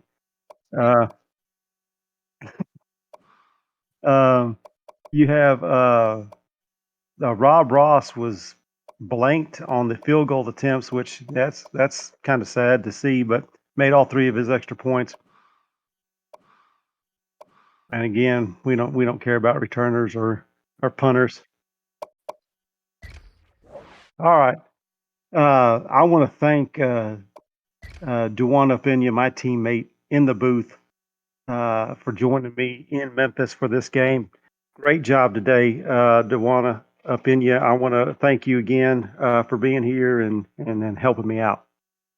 Glad to be here, and anytime you have that funny feeling, it's probably me, Dewan Pena.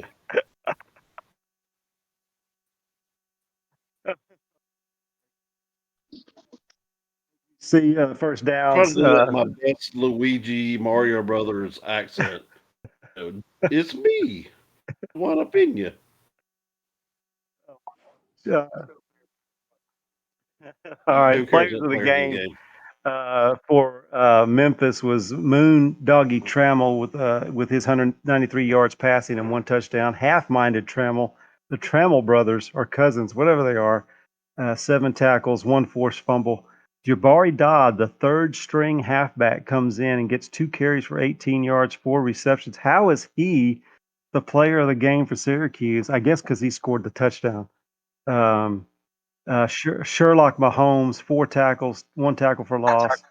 Um, a fumble recovery. I still don't see how Jabari Dodd gets player of the game for Syracuse.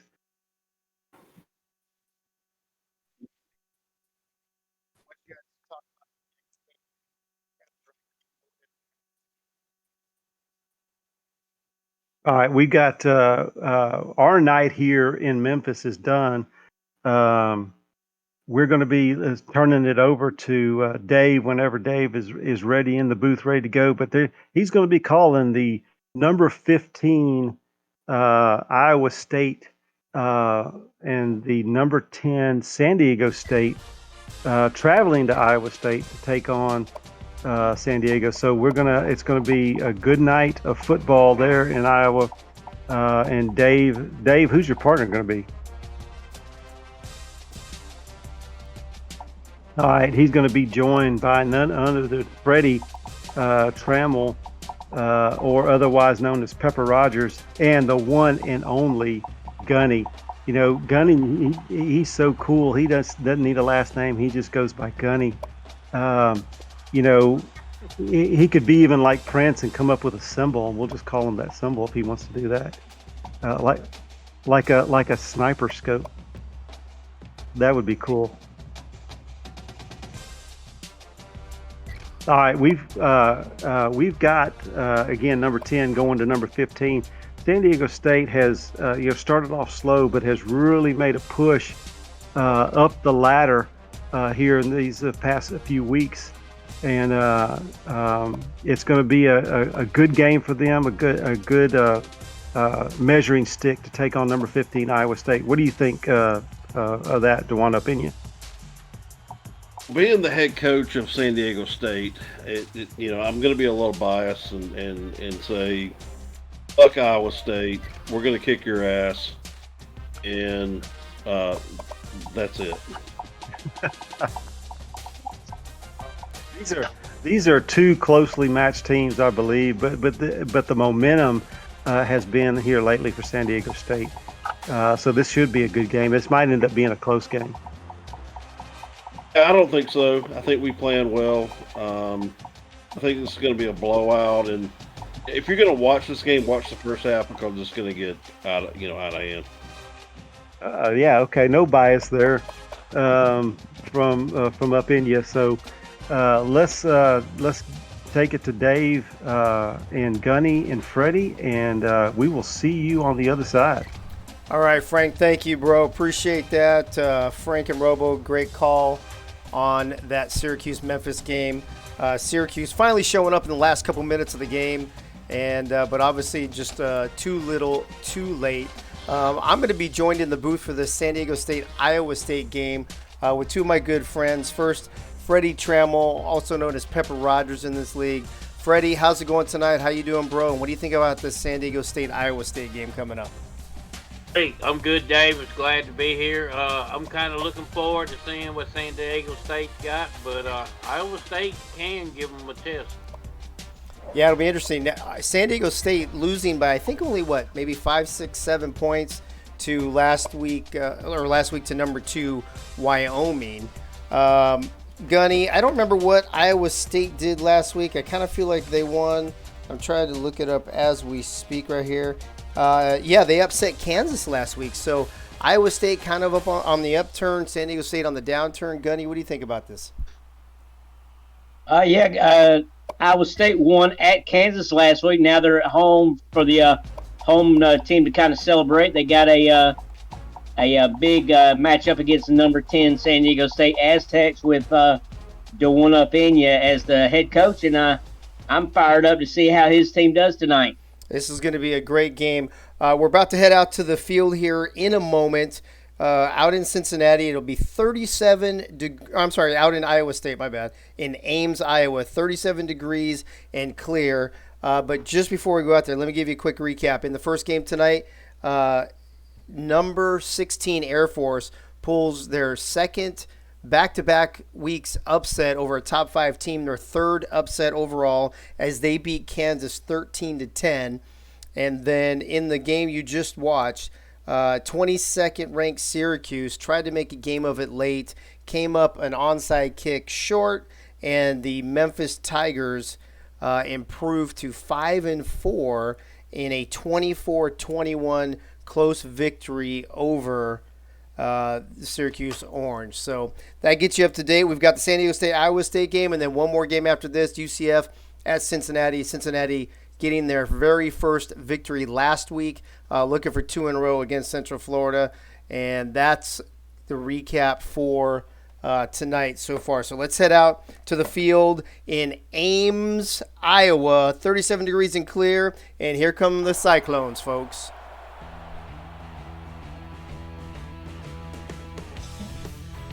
Coming out in all red, looking sharp.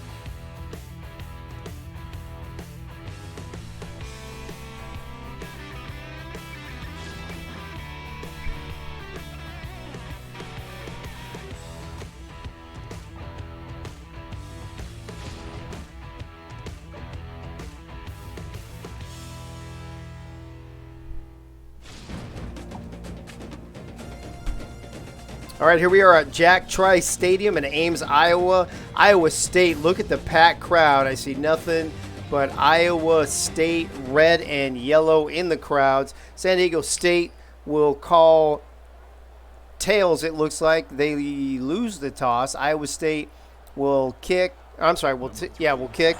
And San Diego State will have the ball to begin this game this evening. Taking around the 2-yard line by San Diego State return man, and he'll come out to about the 25-yard line. That looks like Oliver Nipple with about a 25-yard return. Let me hit the chat real quick.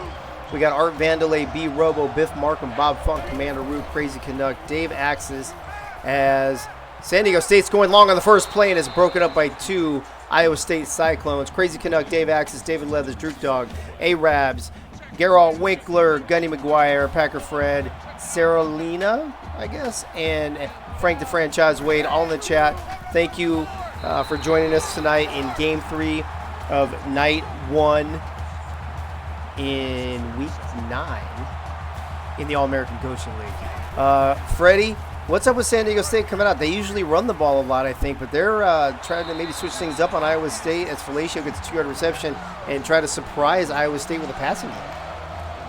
Yeah, I think they tried to pull a little tricky, offense, but they'll get back to their normal offense here.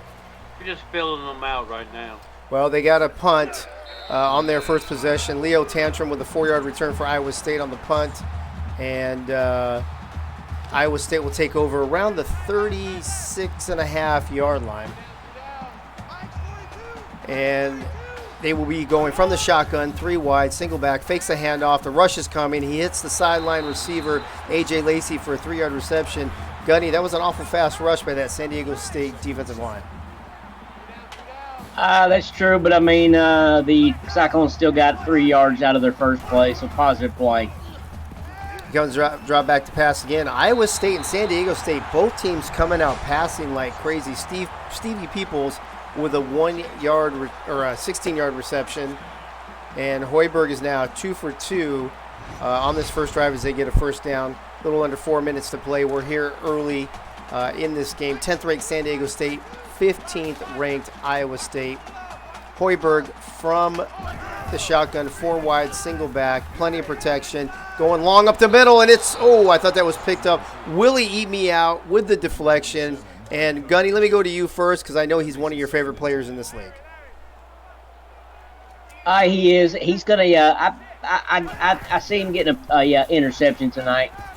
I would not be surprised either actually. Tanya Tantrum with a 10-yard reception there. Nice little out pattern. Looks like she's going to be just short of the first down. 3rd and inches, just on the other side of the 35-yard line. 4 receivers wide, single back from the shotgun. Once again, Hoiberg, great protection. Hits a receiver over the middle. Leo Tantrum again, 14-yard reception. And Freddie, Iowa State's passing game looking really sharp tonight. Yeah, they've come out clean and just making them short passes and making San Diego State tackles. And there was almost a pick six, Freddie. Terry Carlson deflects it. I think Gunny saw this a little while ago, didn't he? Yeah, he did. Gunny Jarhead with the pick six in the last game. I did see that. I looked good going 90 yards downfield. Yeah, you did. This time they're going to go to Tantrum again, and Leo this time, and he's going to fight. It's a 13-yard reception, but Gunny, he got about a 4-yard pass and had to fight for the rest of those yards. Yeah, 5 of 7 on the short pass. Proficient. You're looking good, and there's another one. I think that one was dropped. Good defense, though. 2 San Diego State Aztec defenders hitting the receivers. He caught the ball. So that was a good defensive play by San Diego State. That brings up 2nd and goal. Once again from the shotgun. This time they're going to hand it off right up the middle, and the running back, Daniel Goldworth, just runs over a defender for a 6-yard rush. Freddie, I wouldn't want to be on the receiving end of that one. He put a lick on that boy, but San Diego State, they always are a little bit slow starting team. They fall behind, but they always come back in the second half. That's absolutely true. They are definitely a second-half team, which we saw last week where they almost made a comeback against Wyoming. That time they stop it and force Iowa State into a 4th and goal. Gunny, is that a victory for San Diego State defense after giving up all those yards and settling for a field goal? Yes, it is. Cyclones, I'm sure we're hoping for 7 points this drive. Yeah, and I think they almost had it. They dropped that pass at the 1-yard line. I think if he catches that, then they probably punch it in on the next play. From the 5-yard line, Adolf Oliver Nipple right up the middle, trying to get as many yards as possible. A 22-yard return. And the Aztecs will take over in their own territory. I was kind of disappointed they didn't go for it so close to the goal line. Yeah, me too. From the 27-yard line, it looks like San Diego State, 4 receivers wide, single back from the shotgun. And they're going to hand it off. And, the defender got in the backfield, throws off another one. 2 get the fuck off means by Barry McCalkiner. And Freddie, that's a get the fuck off me and get the fuck off me again. It was a triple get the fuck off. It was a triple. The get the fuck off me trifecta, folks. Once again, San Diego State from the shotgun, trailing 3-0. McCalkiner gets the handoff again. 2 defenders, 3 defenders, 4 defenders. By the time he gets taken down, a 13-yard rush. Gunny, are we used to seeing him run like this, or does he seem like a different player to you? I don't remember him running like that last week, so yeah, I like what he looks like tonight. This time it's a fake to McCalkiner, quarterback keeper, and Ben Jurgenoff for a 19-yard rush. And Freddie, I think it was Freddie that you said, just like on their last one they were passing, you said they were going to settle in, and this is more the San Diego State type of game. Yeah, this is their game right here. Ben Jurgenoff running over a defender, a 3-yard rush. It seems like they're just out to punish this Iowa State defense. Instead of waiting for the hits coming to them, looks like they're trying to hit the defense. And here comes Jurgenoff again. That was a broken play. That looked like it was supposed to be an option, Freddie, and that went nowhere. It was one of them crazy, goofy-looking plays. I think everybody was confused on that play, including me, by the way. I didn't know what the hell was going on. That's going to bring up a 3rd and 10 for San Diego State. Ben Jurgenoff from the shotgun, 3 receivers wide. He's got a tight end in motion, single back, changing the play. decent protection. He's got all day, and there's a man in the corner, open down to the 2-yard line, and Buster Hyman with a 23-yard reception. Gunny, that's a pretty play. It doesn't get much prettier than that. I didn't even see that guy. I was thinking he was going to throw it out to the right-hand side where a guy was wide open, but he made a better choice of receivers. And there is the handoff to Ron Pitts on a first-and-goal run, and the Aztecs are on the board, 6-0, extra point pending. Freddie, what did you think about that San Diego State drive? It was a good drive. It's just disappointing that Barry McCalkiner had to do all the hard work, and then second string running back comes in and gets the 1-yard touchdown. Yeah, what's up with that shit? No, ain't that true? That is the truth. That was 7 plays, 70 yards in 68 seconds. Wow. Arcaday Leather, 16-yard return on the kickoff. Iowa State trailing 7-3, a little over 1 minute left to play here in this first quarter. Got the ball about the 22-yard line. They'll take it from the shotgun. A little tighter formation this time. This will be an interesting play call. And is it motion or somebody jump? It is. It is illegal motion on Iowa State. Way to punch yourself in the dick there, Gunny, when you're already kind of backed up and trailing in the game. Yeah, I'm not too fond of when you get down to your own 1-yard line and somebody runs it back like 99 yards. Look at that little guy out there on the wide receiver, number 1. He's like a midget out there. Is that, well, did he just catch the ball? Or is that somebody else? Oh, he was blocking, though. But Okay. he's the wide receiver to the right, number 1. Well, The little fucker out there. I think he caught a couple passes on the last drive, if I'm not mistaken. Just now notice how small he was. Well, this time the quarterback keeps the ball, runs about 20 yards, then runs 5 yards, sits down, what the hell? gets back up, and if we have to clip that play. That is kind of ridiculous. So I guess it's still a first down. 30 seconds left to play here in the first quarter. 4 wide receivers are going to hand off to Goldworth. Goldworth gets about 3 yards. And he's a little slow getting up. He looks a little banged up, but he's not injured yet. And we'll see what happens. Son. All right, one more play maybe left in this quarter. 4 wide receivers set, single back from the shotgun. Fakes the handoff, fakes pumps, goes to the side, throws it to absolutely nobody. Gunny, who was the target on that pass? Whoever was on the sideline with the next Gatorade bottle. Yeah, I think there were receivers, mascots, bench players, but no active receivers.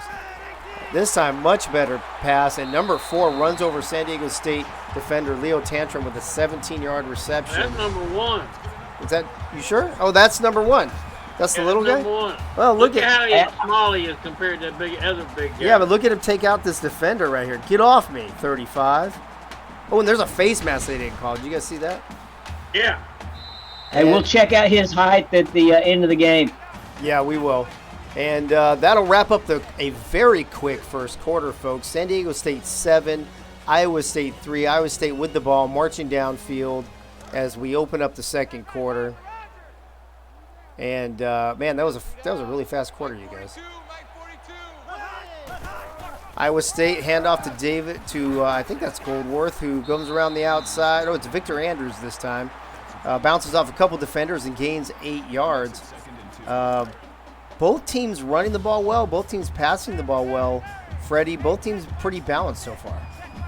Yeah, both teams' game plan is kind of coming to fruition here, and they're playing well. Well, that time Hoiberg loses a yard on the quarterback keeper, which is probably a smart play because if he had handed off to the running back there, Gunny, he would have probably had a 3 or 4 yard loss. Yeah, I'm trying to see how Hoiberg does today. He was one of their players of the game, I believe, last week, along with Cale Sanderson on the defensive side of the ball for Iowa State. Yeah, I believe Cale Sanderson wasn't he player of the week this week, defensive player of the week? Yes, sir. Goldworth this time, he's got 4 carries for only 7 yards. Not a great game so far, but we'll see what happens. And Iowa State is forced to punt, 4th and 6. Punting from midfield. To play a little defense. Yep, and that's going to go into the end zone. That wasn't even close, Freddie. You think he would have angled it towards a corner, something. He kicked it right in the middle of the end zone. These kickers we got in the AACL, all they like is distance. They just like to boom it. Yeah, I'm not down with that. Oh, there it is right there. I saw it coming. Oh. Oh, get out of your man's way there. Look at that. Number 2 with the interception. Oh, my gosh. And he bounces off the receiver and gains about another 5, 6, 7 yards. What a great play, and that's exactly what Iowa State needed right now, as Ben Jurgenoff getting an earful from the one-up in you on the sideline. I would not want to have the one-up in me, I'll tell you that. From the shotgun, Iowa State handoff. I think that time it's Goldworth. It is for a 3-yard rush. And Freddie, looks like Iowa State's in business here. I seen that interception coming. You could see it just as soon as he dropped back to pass. It's like we've seen that a few times tonight in a couple games. Well, this time they're going from the I formation, and are they going to be, another false start by Iowa State? Every time Iowa State gets close, they shoot themselves in the foot. Still second down. Second and goal now. Back them up out to almost the 12-yard line. Changing they need up. to capitalize. Yeah, they do.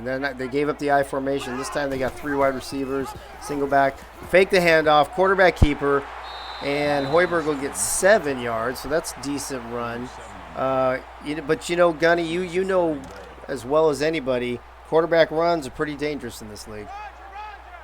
That's true. That was a nice one. It looked like he was open for the end zone, but they closed him down at the 3-yard line. This time they elect to pass. He's got a man open in the end zone. A.J. Lacey, a 4-yard reception and a touchdown.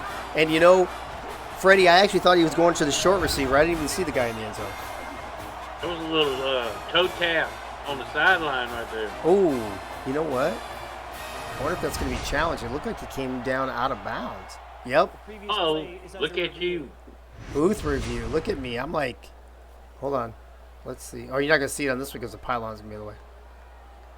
I think it's good. He's still in. Yeah, I think he's in. I would have liked a better angle, but After review of the play, the ruling on the let's see what they say. Watch me be wrong, though, because I'm always wrong. Play stands. Touchdown, Iowa State. With the extra point, they'll be taking a 10-7 lead. 3:15 left here in the second quarter. Pretty eventful game so far already. Freddie, your thoughts on this?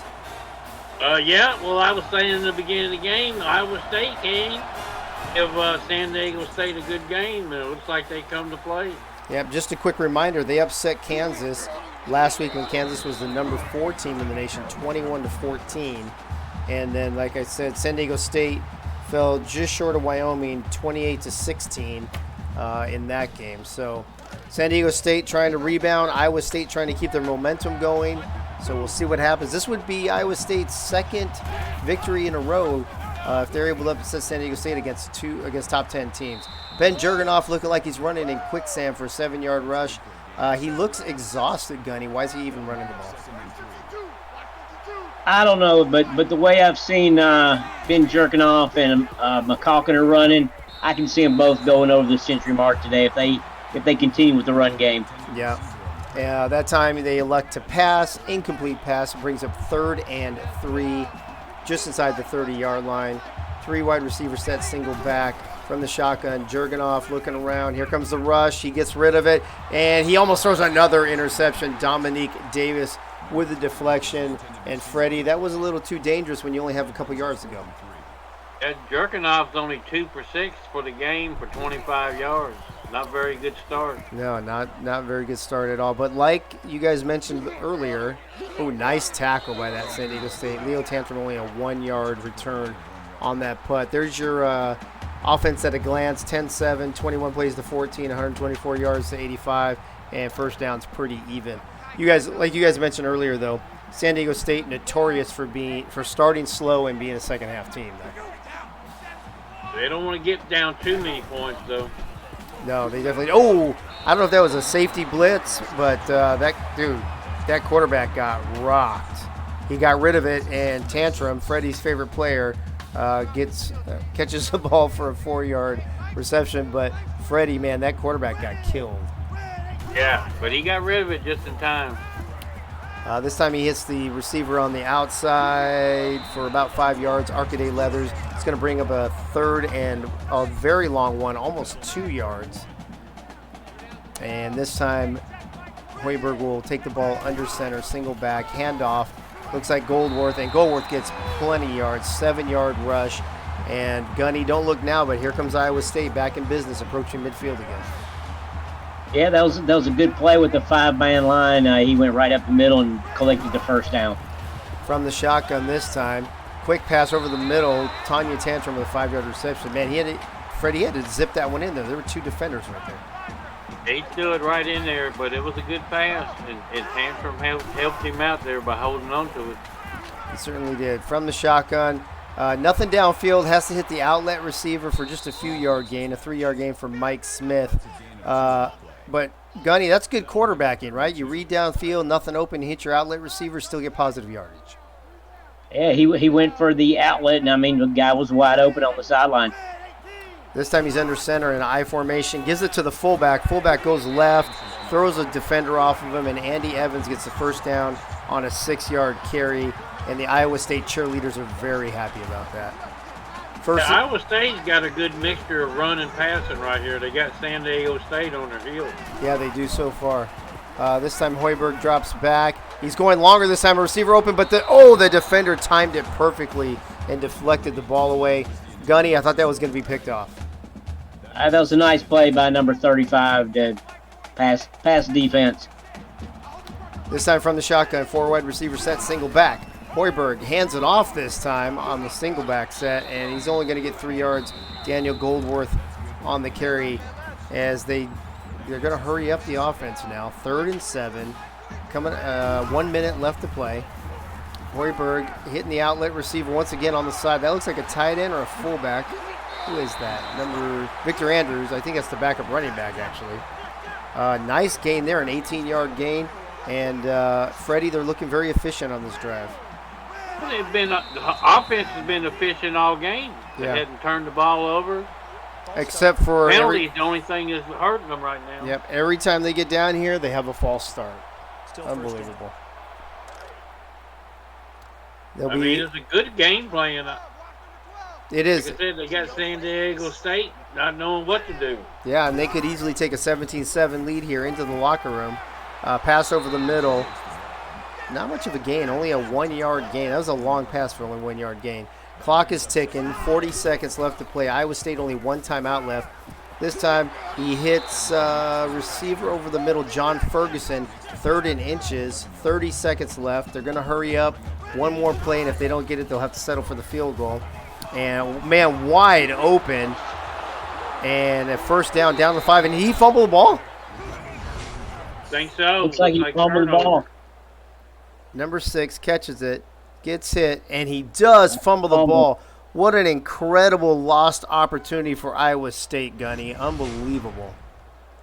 Great hit by number 21, I believe his number was.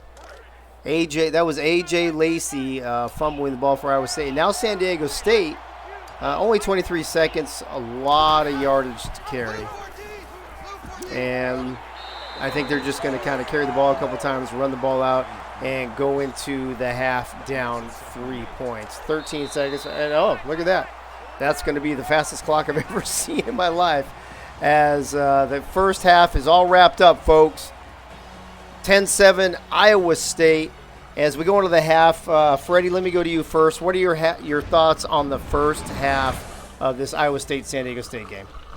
I'm impressed with Iowa State offense and Iowa State's defense. They got San Diego State balled up. Definitely balanced. Gunny, what about you? What are your thoughts on this first half? I'm hoping for more firepower in the second half for both teams.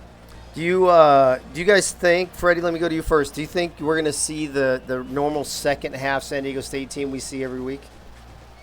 Well, if they plan on winning, they better come out because Iowa State's fired up at home. They are. And Gunny, do you think they're going to stay fired up, or you think they could come out flat in the second half?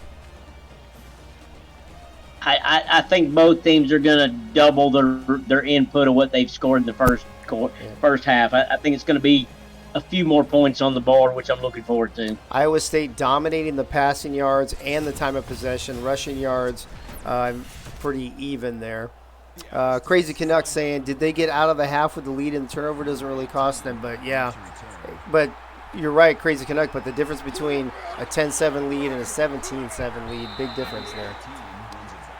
Yeah, right. Arcaday Leathers with a 22-yard return on the opening or kickoff for the second half. Iowa Even State. a 13-7 lead, they gave up 3 points. Hurt. Yep. From the shotgun. Ooh, oh, good blitz, good coverage as San Diego State plays some good defense. Let me check the chat real quick.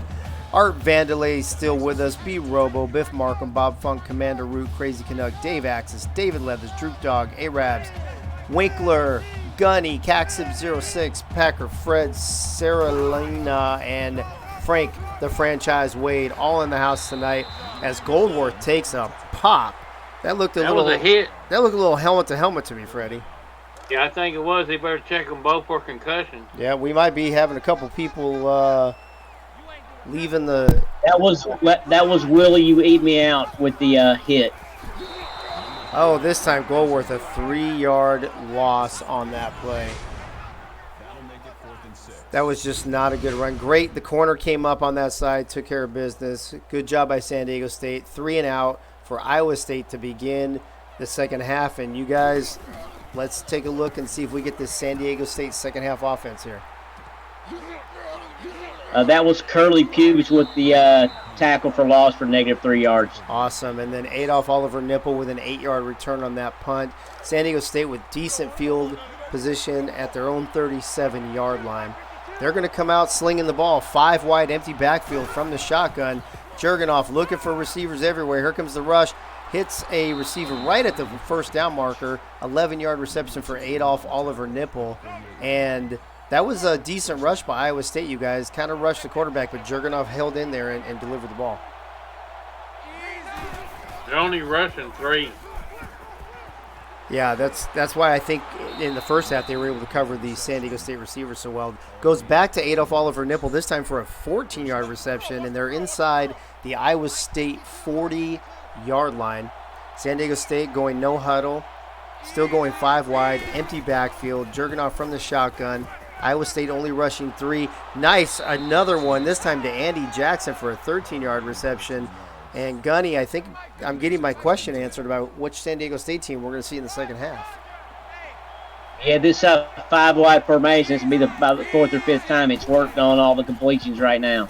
Jurgenoff again from the shotgun, hits another receiver. Oh, and he pushes a get the fuck off me, get the fuck off me again. Scored. And Buster Hyman, 25-yard. Somebody's going to have to clip that. That could be up for play of the week.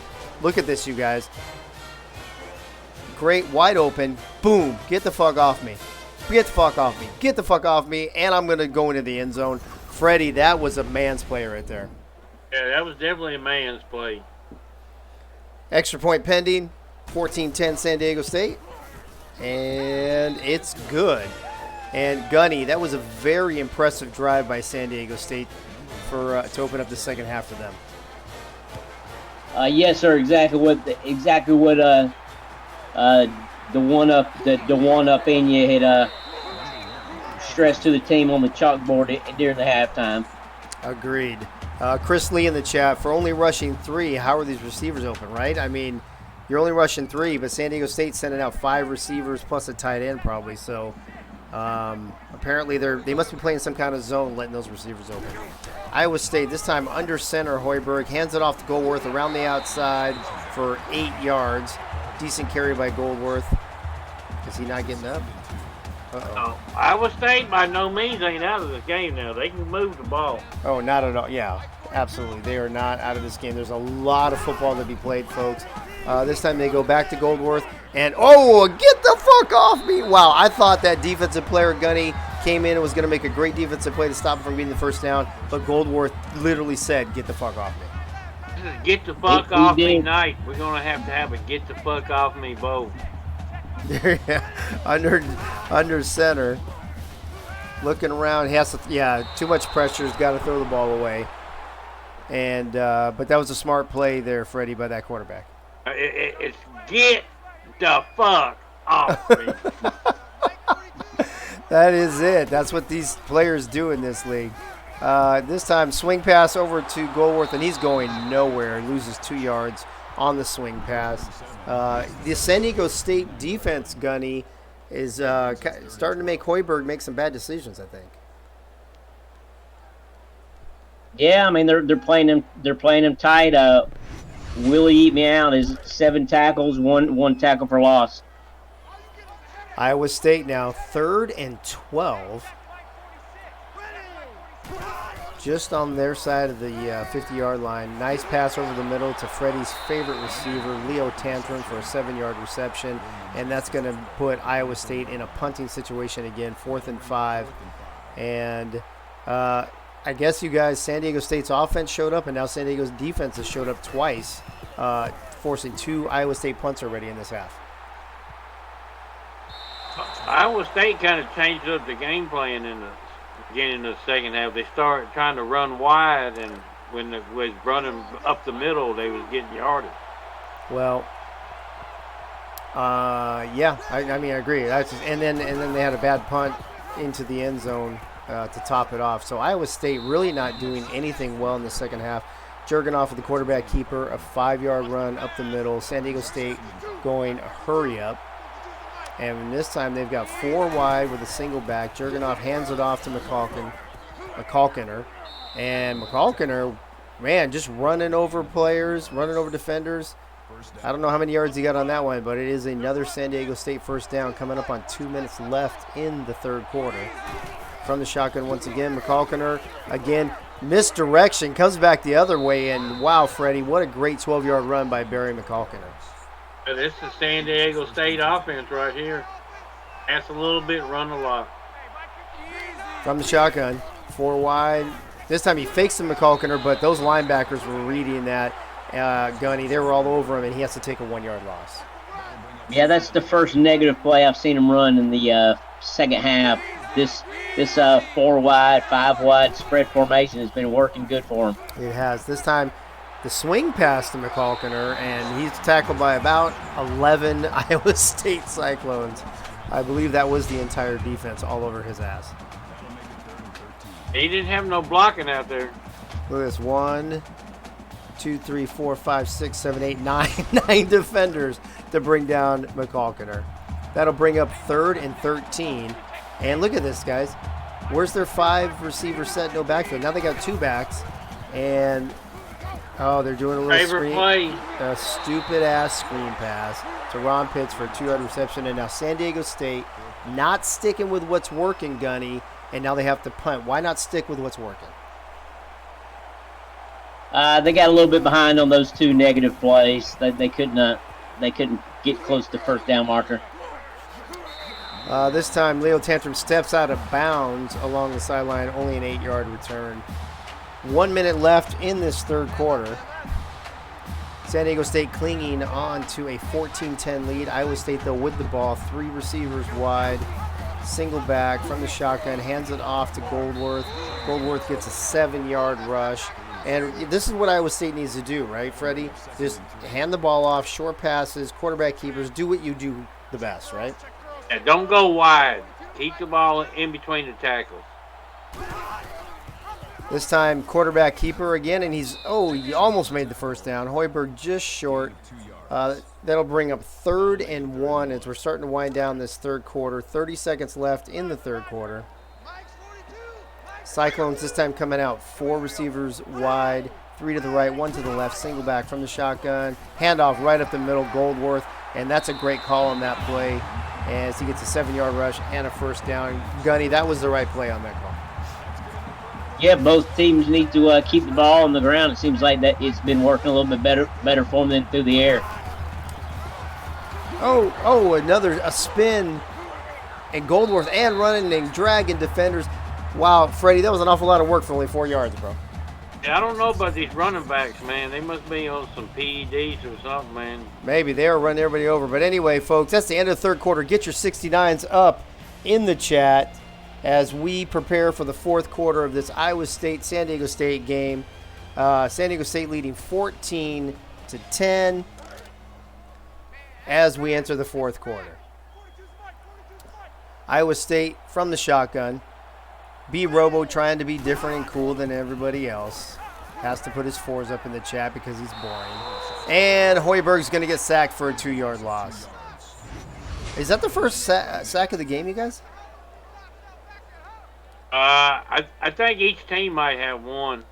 Well, I don't really remember. I mean, yeah, some of them where the quarterback runs, or whatever, but that's the first legit sack I remember seeing. Yeah, I think that's the first sack. Yeah. I mean, in the stat sheets, the ones where the quarterback tries to run and gets caught behind, they probably count them, but whatevs. 4 receivers set, shotgun, single back. San Diego State only rushing 3, and they still almost get the quarterback. He releases it. Oh, he threw that up for grabs. And, of course, San Diego State, number 35, intercepts the ball, and Hoiberg throws his first interception of the day. Freddie, what a terrible pass. What a terrible decision. I was just as good as a punt. San Diego State will take over now at their only 22-yard line. 1st and 10. From the shotgun, fakes the handoff, fake pump, going long. He's going to give the ball right back. No, the Iowa State defender dropped it, but Gunny, I thought Iowa State was going to get the ball right back. It looked like that way. It looked like he was double covered. He definitely was. They're going to that double back set one more time. And 3-man rush, but he almost gets sacked, gets rid of it for a 2-yard loss to Barry McCalkiner. And Freddie, this Iowa State defense really starting to step their game up. They keeping Iowa State in the ball game here now, giving their offensive chances. They can stop them here on 3rd. We're about to find out here momentarily. It's getting down to crunch time here. 3rd and 12. Coming up on 4 minutes left in the game. The stupid stutter step screen pass that I love so much, and they are not going to get the first down. Oh, man, he came up 1 yard short. He did. He picked up 11, but 11's no good if you need 12, Gunny. No, and you can tell by the formation that it wasn't going to be a good pass play. Yeah, I don't know why they abandoned the 5-wide no-back offense, but Leo Tantrum running over people again for 11-yard return on that punt. And Freddie, he may be a little guy, but he's got a lot of fight in him. Yeah, he sure does, don't he? All right, here we go. Looks like Iowa State running the exact same formation that San Diego State just ran. They get a pass over the middle for about 8 yards, it looks like. A.J. Lacey, I believe the man who fumbled earlier in the game. And that'll bring up the second. He's the one that fumbled inside the 10-yard line and also the one that scored the touchdown. Oh, there you go. This time Hoiberg fakes the handoff, quarterback keeper up the middle, 5 yards and a first down, and even that mascot is excited about that one. 1st and 10, Iowa State almost to midfield. Under center this time Hoiberg, drops back. A receiver wide open in the middle of the field. Mike Smith for a 31-yard reception. And Freddie, that was a great pass. Yeah, he put a bullet in there, man. Receiver ran an awesome route. He wasn't as open as I thought he was when he first caught it. I thought he was wide open, but he did have some defenders nearby. Great pass, great catch, a little bit of run after the catch, and Iowa State's in business just outside the red zone. Hoiberg from the shotgun. Drops back. Oh, the stutter step screen pass. Yay! And that gets a whole whopping 1 yard. Gunny, I'm in favor of removing that play for next season. What do you think? I hope it's not in my playbook. I don't think John Belushi really cared for it too much because I think he smashed the guitar against the coach's podium during practice one day. That sounds like John Belushi. Mike Smith with a 5-yard reception. That'll bring up 3rd and 4. And Freddie, they got to go for a touchdown. Field goal's not going to help them here. Well, they still got 2 minutes, though, so any points will help. Hoiberg with a lot of protection and hits the receiver over the middle. Arcaday Leathers, 15-yard reception coming back across the middle, Freddie. And let's watch this route that he runs here. Look at that. Still protection by the offensive line, though. He had all day to throw it. He did. And Gunny, you see him? He ran right past 2 San Diego State defenders for that ball. He did. He would have scored a touchdown if he didn't run into his own player at the 1 yard line. Yeah, I don't know how you coach that, but and Tanya Tantrum with a 1 yard reception, the tight end, and now the Iowa State Cyclones have taken the lead, trying to extend it to a 3-point lead with the extra point with only 2:10 left to play. And this is the response, Freddie, that Iowa State needed on that drive. Yeah, it's a good game, man. We've had some good games tonight. All games have been competitive. They are good. Let me check the chat one more time as we're getting near the end of the game. Art Vandelay still with us. B. Robo, Biff Markham, Bob Funk, Chris Lee, Commander Root, Crazy Canuck, Dave Axis, David Leathers, Droop Dog, Arabs, Winkler, Gunny, Caxib06, Freddie, Saralina, and Frank the Franchise Wade. Thanks for hanging out with us tonight on this Monday night. Night 1 of week 9 as Buster Hyman returns for a 21-yard return. And now, you know, Freddie, there's 2 minutes. You got 3 timeouts. You don't have to hurry anything. A field goal at least puts you in overtime. San Diego State just needs to be cool, calm, and collected here, right? Well, they got to get some yardage. Got to get some first downs now. Well, Can't be too cool. apparently they're not going to get it from McCalkiner because he just ran the ball for absolutely 0 yards from the shotgun, 4 wide, single back. And I don't know where he was throwing that, Gunny, but the nearest receiver was a defender from Iowa State. Yeah, I'm looking for a Buster Hyman to catch a pass downfield. Well, they put themselves in 3rd and 10, and they've been stopping the clock. This time, Palacio with a 7-yard reception. That's only his 2nd catch of the day. And now San Diego State is in a interesting situation, Freddie, and it looks like they're going for it, which is great. Yeah, this is a turn out the lights play right here. 4th and 3. And he hits Buster Hyman just like Gunny's predicted for a 6-yard reception and a first down. That was a gutsy call, you guys. From the shotgun, 4 wide receiver set, single back. Clock's running. Come on, hike it. Jurgenoff looking to the sideline. Oh, what a catch by Buster Hyman. Freddie, how did he even catch that ball? That was a beautiful catch. Right. The only place he could be caught. Yep, right over 2 defenders. And Gunny called his name, and since then he's caught 2 passes, both for first downs. And San Diego State is inside the Iowa State 40-yard line. 3 wide receivers set, 2 tight ends, single back from the shotgun. And oh, Gunny, I thought that was going to be intercepted. That bounced around like a ping pong table, so yes, lucky. All teams have all 3 of their timeouts left with 72 seconds left in the game. And a man wide open in the middle, Andy Jackson, 16-yard reception. Freddie, you don't get more open than that. Oh, well, looks like Iowa State's in a deep zone. They don't want to get beat deep. Here they are back with their empty backfield, 5 wide receivers set. Another pass. I don't know who that is, number 86, Greg Palmer. First time we've called his name today with a 12-yard reception, a first down. 1:04 to play, folks. Could we be looking at the 4th overtime game in AACL history? Oh, what did they call that? Out of bounds. Out of bounds. He was out. That's too bad. So that's all right. Taking some chances throwing the ball. Maybe need to be a little cautious again. Yep, they need to settle down. 59 seconds. McCalkiner right up the middle for a 7-yard rush. And San Diego State now, you got plenty of time. You got 2 timeouts. This is the wrong time to make a bad mistake. You got 4 wide receivers, single back. All kinds of time for Jurgenoff. And he throws it to the sideline, and Andy Jackson catches it for a 4-yard touchdown reception. And that, Freddie, is exactly the way Jurgenoff needs to play. Yep, that was a good drive.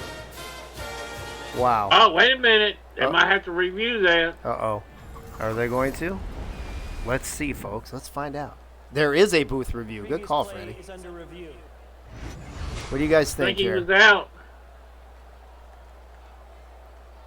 Oh, I think he's out too.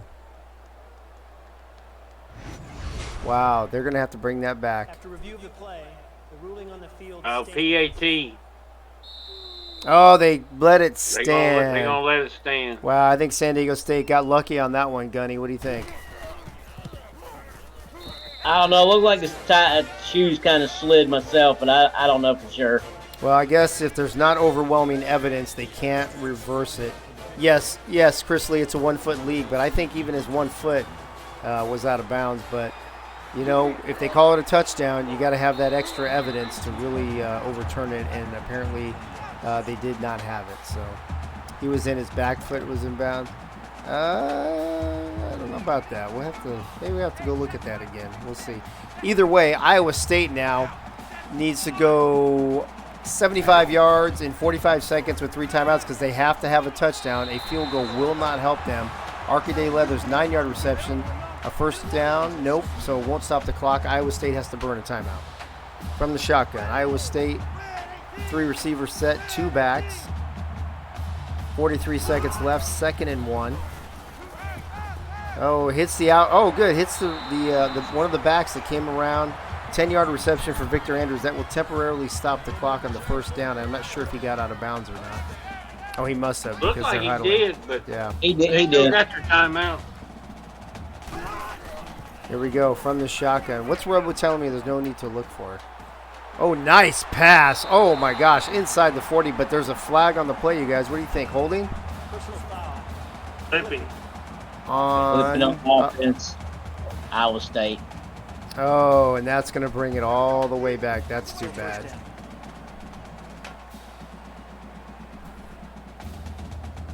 Well, that's killing the momentum for Iowa State. Backed them up another 15 yards now. 30 seconds left. Hoiberg dropping back under pressure. He has to get rid of it, throws the ball away. Decent play, though. 2nd and 6, stops the clock, and he didn't have to take a sack. Still a smart play to run it out of bounds before you get sacked. Shotgun, 5 receivers set, empty backfield from the shotgun. There's a great pass for a first down to Bill Powell. Get out of bounds. Well, he called timeout. Yeah, well, the clock will stop temporarily on a first down until they reset the ball. 4 wide receivers set this time with a single back from the shotgun. Hits a screen, and he has some decent blocking, and David Goldworth will come up just short. They're going to have to burn another timeout. Oh, they're not. 10. Oh, my gosh. Not good. They spiked the ball with 7 seconds. So Field goal ain't going to help them. No, it's not. So what, a quick pass, a timeout, and then one more pass, you guys? What do you think? Yeah, two plays at the most. Here it is. Oh, they're going for it all. 3, 2, 1. Oh, they're gonna have one more play on 4th down. It's gonna come all down to this, you guys. 4th down in inches, but it doesn't matter. They need a touchdown. 2 seconds left in the game. Down 4. The pass in the end zone, and he overthrows him, and that is your ball game, folks. San Diego State survives 21. The party's over. Say that all good things must end. Let's call it a night. The party's over. Until tomorrow, we'll do the same old thing again. Good night. That might have been the latest you ever had to wait to sing that song, Freddie. Yeah, that was 0-0-0, wasn't it? Yeah, that was, the clock had already expired on you before you got to sing it all. Gunny, let me go to you first. Give me your thoughts on this crazy back and forth game.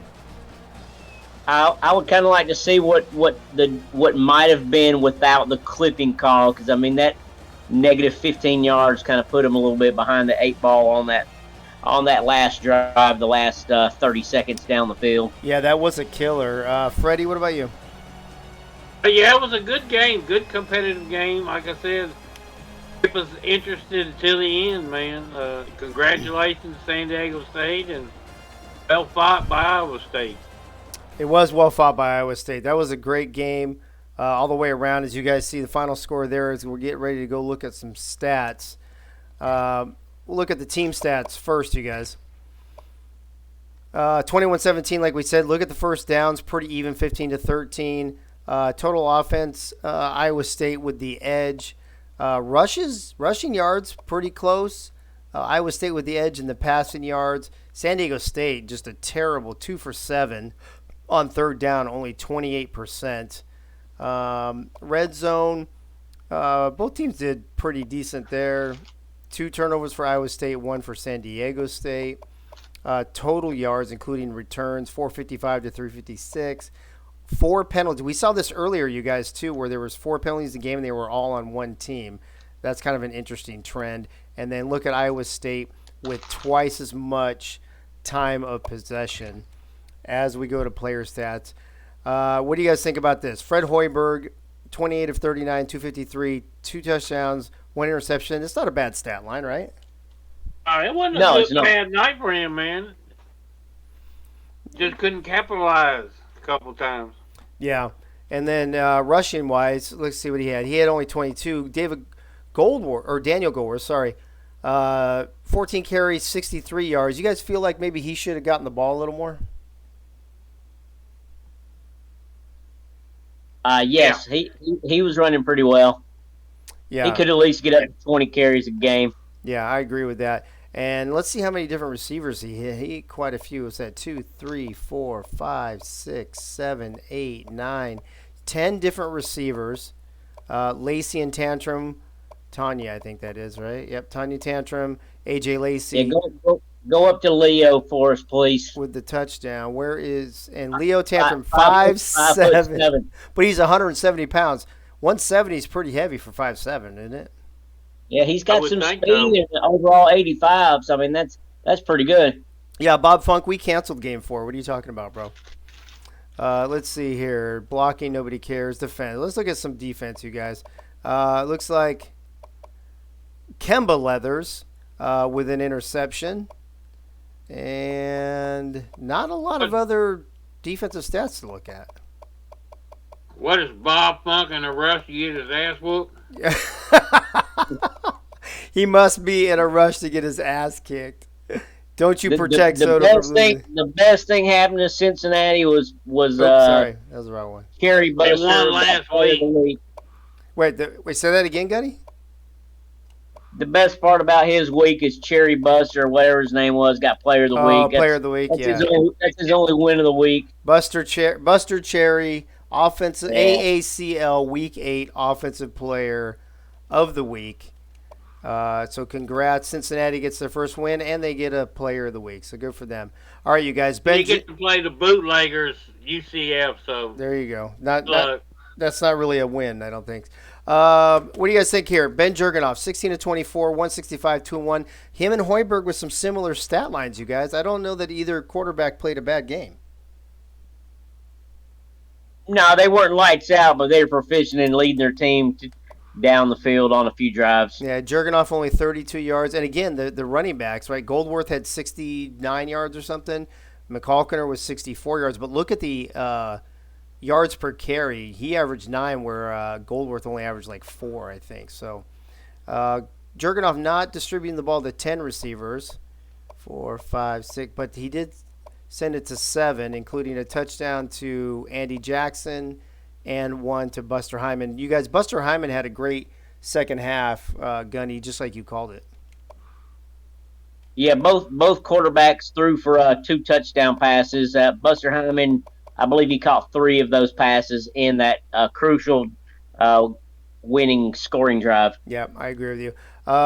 Michael Fuller with a sack for San Diego State. Let me see if there's anything else defensively worth talking about. Willie Eatman was the leading tackler with 10.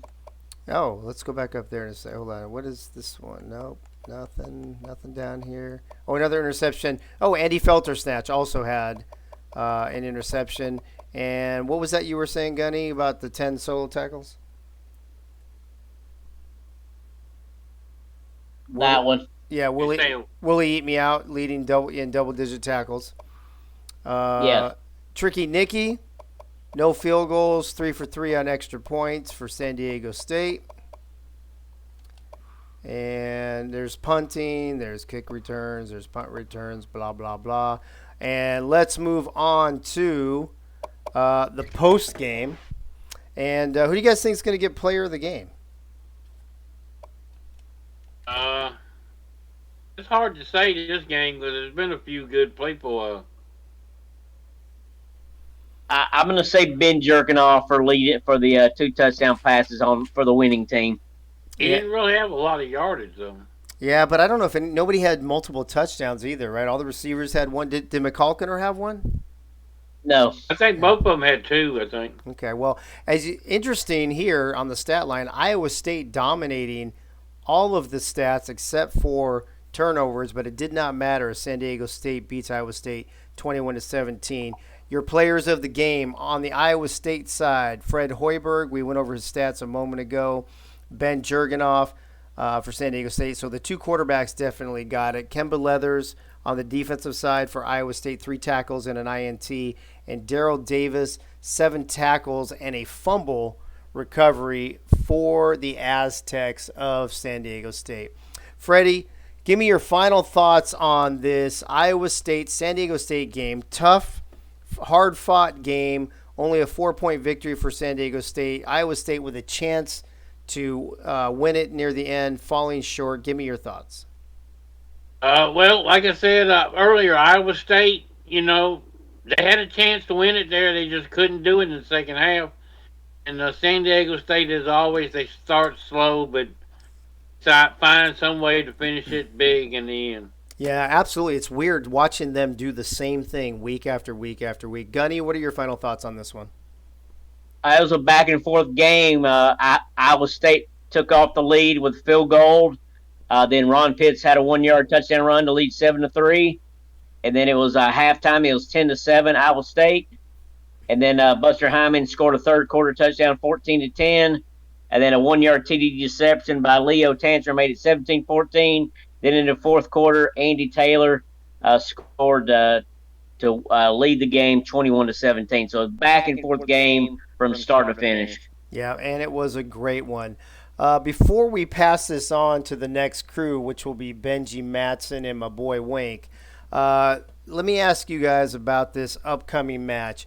You've got Central Florida, who at one point was the number 1 team in the AACL. They have dropped to 5-3 now, fighting for that second spot with Old Dominion. Old Dominion, I think, in the Bootleggers division. But they're traveling to a team that is on a really big high, right? Cincinnati got their first W last week. They've got the Offensive Player of the Week in the league, and they get to play at home. Freddie, let me go to you first. What do you think about this UCF at Cincinnati matchup? Well, like I said, Cincinnati played tough last week. They got the first win. Hopefully they can move off this momentum. Like I was saying earlier, UCF is a bootlegger conference, and he's a fellow conferencer, and we need the best conference record at the end, so I'm pulling for UCF. Yeah, for those of you who don't know, the the conferences, or the divisions, get extra points, recruiting, training, and coaching points based on the way they finish up in the overall division. Bootleggers already went 1-0 tonight, so let's go, Soto. There you go. Gunny, Central Florida at Cincinnati. What do you think about this game? Cincinnati's been on a roll. They've been putting up points despite their record. And UCF, even though they won last week, they only put up 15 points but they only gave up 7. So it's going to be a good game. That will be a good game. Well, Gunny, Freddie, thank you for being with me in the booth tonight and calling this game. I appreciate it. And let's bring on Benji Matson and Winkler in the booth, calling this last game. Benji, Wink, how you guys doing tonight? Hey, yo. What's up, Dave, Benji? everyone? How you doing, bro? I'm okay. You're just okay? That's it? Yeah, I'm conserving my energy. Okay, that's good to hear. Is Put Winkler? a little more energy there, man. Let's get fired up, man. For this call. Is Winkler with you? He is. He's currently on an adventure catching Pokemon, but he's here. All right. How's that whole Pokemon thing going for you? Dude, the new game is fucking awesome. Is it? It's the most enjoyable it's the most enjoyment I've ever had playing a Pokemon game before. All right. Well, there you go. I don't know if that, if the rest of them suck. I don't know if that's really a compliment, but okay. I mean, that was the best COVID I ever had. So, Benji, That wasn't COVID. That was your weight loss program. No, that was me. That was my alarm telling me to take out the trash. That was. I lost 15 pounds in this month, which is amazing. I look amazing. I just need COVID one more time before my vow renewal, and I'll be at my perfect weight. It'll be great. Anyway, that being said, let me pass this off to Benji and Wink. 9th ranked Central Florida at 23rd ranked Cincinnati. Benji, Wink, take it away. Hashtag get your COVID in chat. Welcome everyone to the nightcap, week 9 of the AACL Monday Night Footy from the Natty. With me in the booth is the one, the only, the Winkler. Inquiring minds want to know, Wink, what is Pokemon? What is Pokemon? Pokemon is a game with monsters from your pocket. Because that's what Pokemon stands for, is pocket monsters. But this new one, I don't know if anybody's ever played Monster Hunter. It's like Pokemon meets Monster Hunter. It's pretty interesting. In this game, Pokemon can kill you. So it's interesting.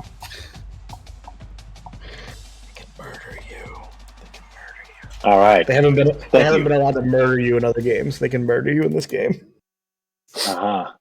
They're growing up so fast, aren't they? It was very kid friendly before. Now it's just like fuck your shit, kids. Speaking of kid friendly, the number 9 team in the country, UCF, on the road, invading the Natty. Athletic director and head coach Bob Funk brings his Cincinnati Bearcats home with an amazing winning streak. Wink, they are 1-0 in the last week. Can you believe it? They are on a hot streak of beating top competition because anybody that they play is ranked higher than them. However, Natty seems to always be in the games, right? They're always with it. Yeah. They're always within a touchdown or two. Their issue, just like Bob Funk's in real life, is can they finish on top? That is what she said. The question of the night. Well, there's only as I said, with all the STDs coming from UCF, it might be hard to finish for either team. Oh boy! All right. It is a perfect evening for January football. On this, the last night in January in the year of our Lord 2022, UCF on the road in Cincinnati. It's in the low 30s, crystal clear evening. The stage is set for this one. Can UCF, the number 9 team in the country, keep this ship going? Or will Cincinnati bring the chili in this one? To the field we go. You know, I will say, I think we are Cincinnati good luck charms because we called their first and only win last week. Yes, we did. We did. And quite honestly, we circled this one on the calendar. We said we cannot let the Funk down. There are 2 things I look for when I am assigned a game in the AACL. It's number 1 is Winkler in the booth, and number 2, are we calling a game featuring the Cincinnati Bearcats here at Nippert Stadium. The teams are on the field, looking dapper. Here is the coin toss. The Knights choose. They're going to kick off. They're deferring. Bearcats will receive, and we're underway. Score was 35-10. Mr. Bearcat himself with the tidbit of information.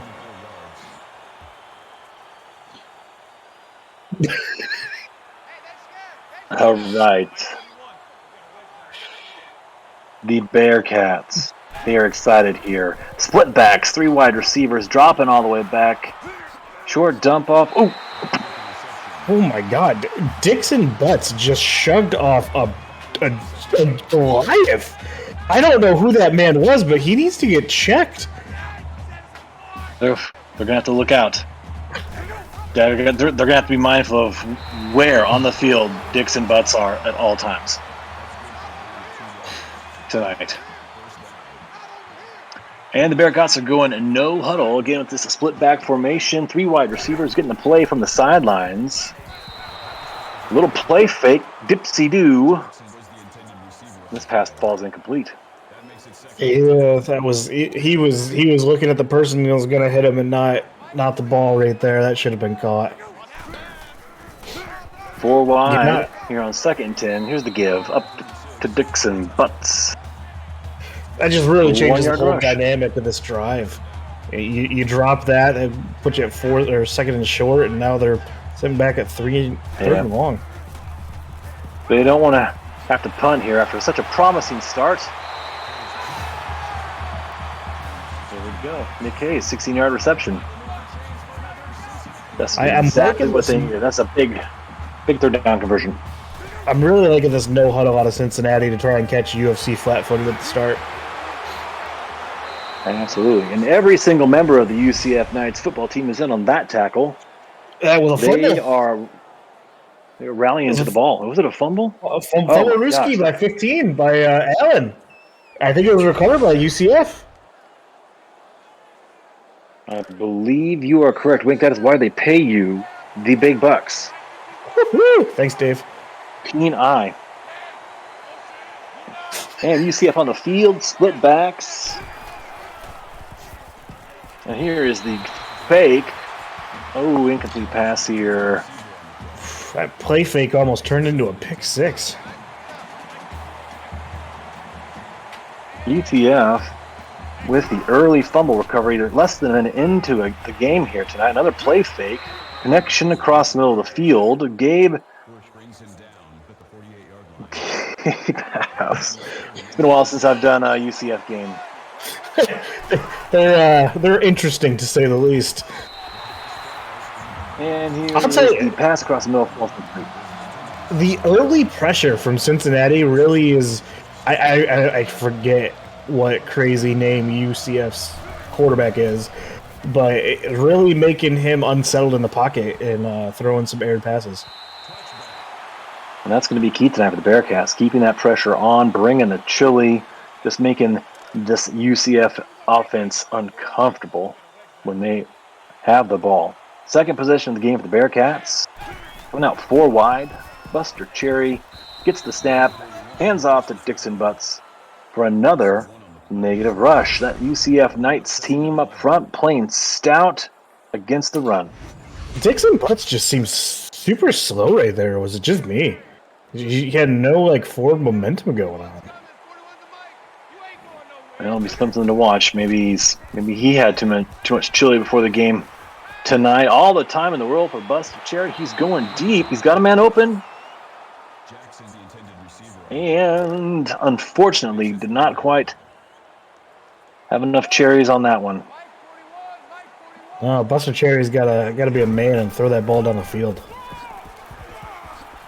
Another big 3rd down here. 3rd and 11, and they are conceding this one. Dixon Butts gets the obligatory carry here on 3rd. Picks up 5 yards, and they're going to punt this one back to the Knights. Again, Dixon Butts, very physical but very slow looking. Almost like he's running through mud. Dave, take out your trash.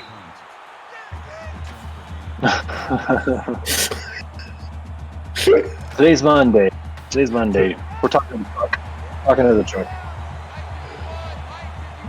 Dave, take your COVID meds.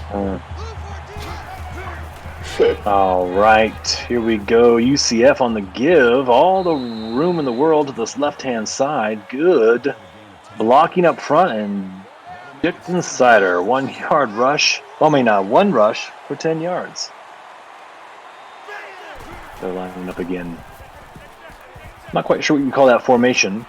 Besides cool. I call it a cool formation. It's not the wishbone, is it? Yeah, they have like an H back there, split backs. A wannabe. All I know is oh, okay. Looking to the coach for idea of what to do here. instructions. I'm not quite sure where to line up. They'll remedy that, though, with a pass. Wide open. Here's a connection. Out to Aiden Graves. Hauls in the 20-yarder. I believe every play on this drive has been a play action. They like to play with the balls. And here is the give up the middle. Thundering run by Chris Harris. That was a great vision to cut that back into the open lane. Right into the heart of the Bearcats. Now the ball's on the 5-yard line. This is a fast drive here by UCF. Halfway through this first half, here's the give to the right. He's got a running lane, but the Bearcats stack him up. 1-yard rush there by Dickensider. And they're hustling the ball here. Same formation, and oh no. False start. Laundry on the field. Still second down. 5-yard penalty here. UCF is going with a lot of these hard counts at the early beginning, and that just bit him in the butt there. And it gives them perhaps just a little bit more room if they wanted to do something tricky here, but instead they're going to hand this ball right up the middle. Sean Keller in off the bench. Strong run here. Just gets this one all the way down to the 2-yard line here. Watch out. It's going to be a run. Let's see if UCF... Ooh, he was wide open at the top of the route. Doesn't matter. 1-yard strike here. Duarte Sanchez. That was a fast drive with these Knights. Just like that. Just like that, Cincinnati at home. Behind early in this one after the turnover. Extra point pending. Could be down 7 points here. At home to UCF. The ball is in the air through the uprights. It is good. Check out that stylish puffer jacket there. Coach on the sidelines. He looks comfy. They don't have that thick of skin down there in Florida. Not really good tolerance to the cold. 37 yards total is what the UCF Knights have given up so far. Holding these Bearcats down. They've gotten a turnover on the first drive and a punt on the second.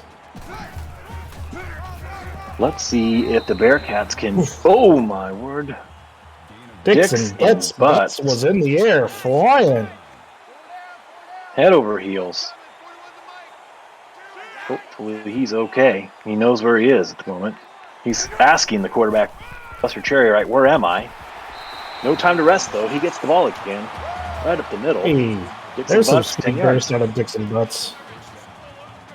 Maybe that's all he needed, just to be a ringer in the head there.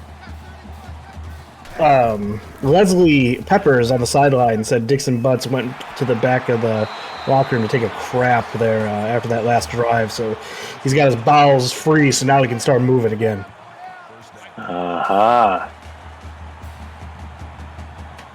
Dixon Butts now about 10 pounds lighter on the field, and it shows. Here is the handoff. This guy is twice his size, and he muscles him over and falls forward for a 5-yard rush. Great power displayed there by Dixon Butts. Fights through 3 defenders that could eat him for lunch. Yeah, that's a manly play.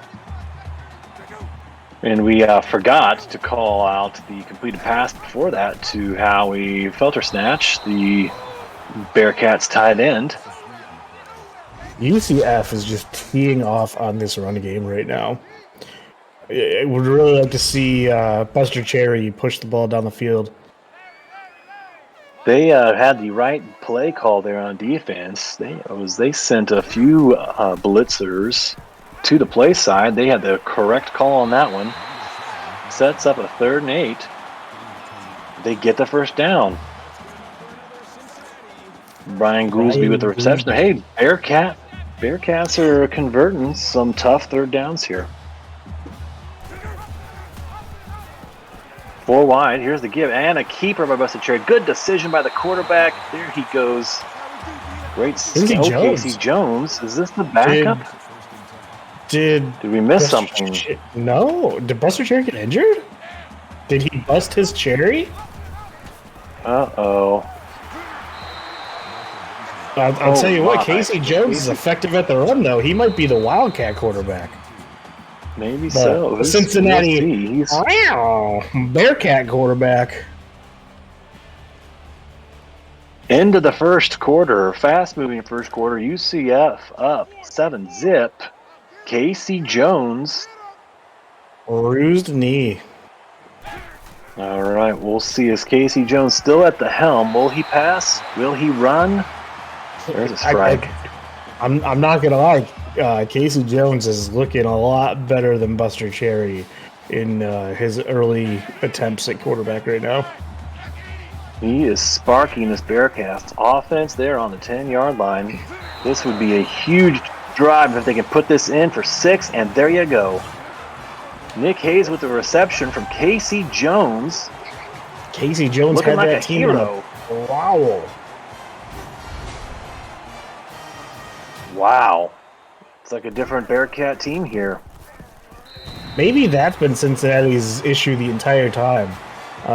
They've had this diamond in the rough playing backup to Buster Cherry all season. And he's just been chomping at the bit for an opportunity, and he ties the game to the number 9 UCF Knights. And Coach Bob Funk's gonna have a tough choice to make here when Buster Cherry is back and ready to go back into this ball game. 4:44 to go here in the second quarter. Thank you everyone for tuning in tonight.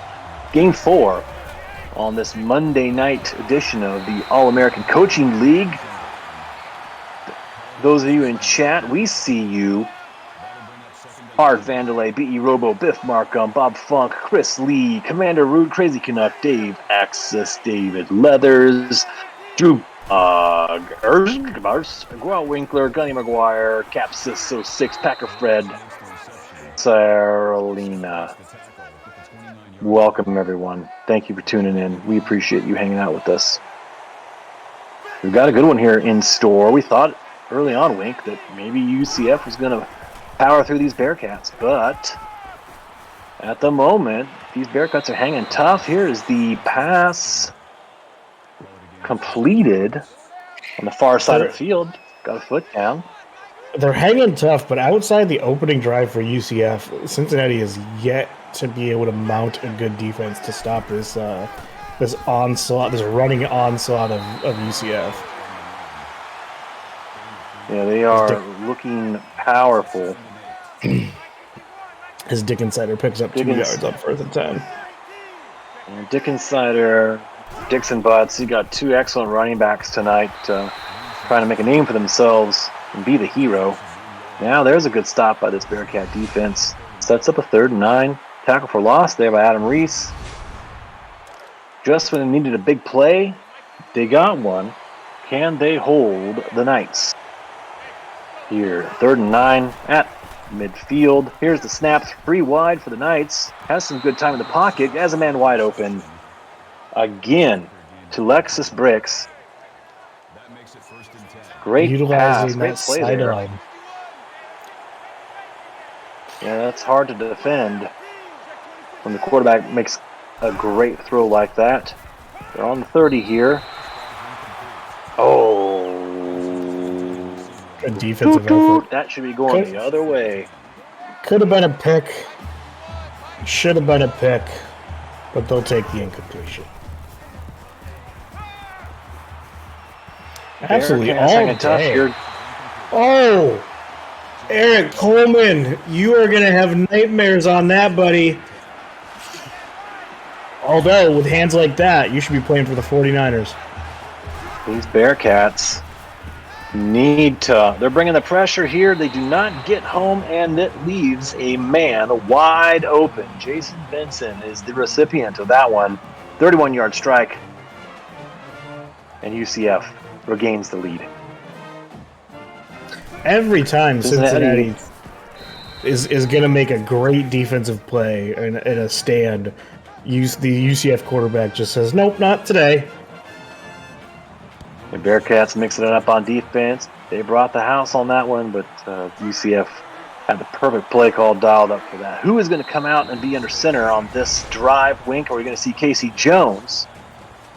Or is Buster Cherry, the veteran leader, going to come back under center here for the Bearcats? I personally would like to see one more series of the backup, but it looks like we have Buster Cherry out there right now.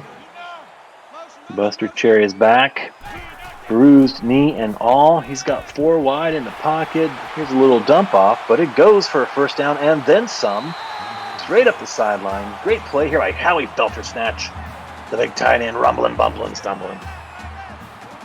Yeah, you know all about great tight ends rumbling, bumbling, and stumbling. Like yourself. Well, let's not go that far. Here's the give. Up middle, well, actually to the left, Dixon Butts carves out some tough yards there, sets up a 2nd and 1. Bearcats on the move. Buster Cherry. Hit home run right here. Home run. Give me something. It's 2nd and 1. You got all day. Hey, dialed it up for you, Wink. I like the attempt. In the triple coverage. You got to keep I would like to see a little bit better play call, but you got to keep these UCF Knights defense honest. Here's the give up the middle. That's what the play you needed to make there. 3rd and 1. Dixon Butts, 5-yard rush. Hey, this drive is working. Bearcats now on the prowl. Approaching the 30-yard line. Buster Cherry's got him humming here. This is an important drive here at this point in the game. Here's the quarterback keeper. He goes up the field 13 yards. He's playing inspired football now, coming in off the bench. Keep in mind, Buster Cherry got knocked out with a bruised knee, and taking a few more shots like that, I don't know if it's healthy for this man right now. Well, there's a shot to the head, and he's getting back up. He feels no pain. It's that college cortisone shot that they gave him while he was in the locker room. He is on something tonight for sure at this point. Dropping back to pass. No one open. Gets rid of it. Lives to fight another down. It's a 3rd and 11. Big 3rd and 11 too. They're in field goal range. They don't want to turn it over, but you want to try and keep pace here. You want to go towards the end zone with this one. They set up the screen. Everyone's favorite play. Oh! Keep in mind, the Knights get the ball at half. And they're gonna have about a minute 20, minute 10 to dial up some points and double dip. Bearcats were really hoping that they could put that one in the end zone, but it was still a good effort. Buster Cherry coming in off the bench after being injured. Led them on we'll see, scoring drive, pending this field goal attempt here. Yeah, the wise thing to do to run this clock down. Really would have liked to have seen that screenplay on 2nd down, not 3rd down, but you live and you learn. You got a rookie coach just trying to make his team get some yards and get some points. He's playing for spoilers right now. Yeah, some would say in his rookie campaign, Bob Funk, coach, has been just a deer in the headlights a little bit. Just not quite sure what's going on. Shooting from the hip a little bit, some would say. Others would say he's an innovative, inspiring coach. And it's only a matter of time before these Bearcats catch fire. Yeah, I think he's angling for the most improved coach next season. He's just going to really show his game plan and really take this league by storm, playing the surprise game. Little drunken fist style coaching. Bob Funk, up-and-coming coaching talent here in the AACL. He's got his Bearcats playing some defense here at the end of the first half. Rolling out a little bit of a prevent style defense here. 3 down linemen, some 3 backers. What is UCF doing here? It looks interesting that they're content to just walk in the locker room with this 4-point lead after the success that they've had pushing this ball down the field. Yeah, Wang Fat with the 19-yard reception. Now they're going to hustle up a little bit. They use a timeout. Interesting strategy here by the Knights. Some would call it silly. Others, perhaps, there's a method behind the madness. Still 2 timeouts in 13 seconds. We've seen in some other professional sports leagues that a lot can happen with 13 seconds left on the clock. Yes, you can. Here's some pressure by the Bearcats going deep, one-on-one coverage there, and he makes the reception. And that puts them right on the cusp of field goal range. They are. I think they are in Knights field goal range.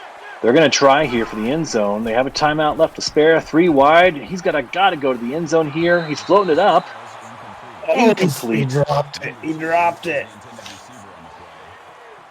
Well, how about that, though? You talked about other sport leagues, and I feel like deja vu. Is it going to make it? It does. There you go. 13 seconds is all it takes. Little trauma for some people. Of course, if you are a fan of a particular sports franchise who also had 13 seconds left at the end of a first half yesterday, you'd be rather depressed today, the result of the way they invested themselves in those 13 seconds. It just goes to show you, Wink, that 13 seconds can go either way. You just absolutely. don't know. Absolutely. Well, what do we say about this first half here? I would say that the Bearcats are lucky to be where they're at.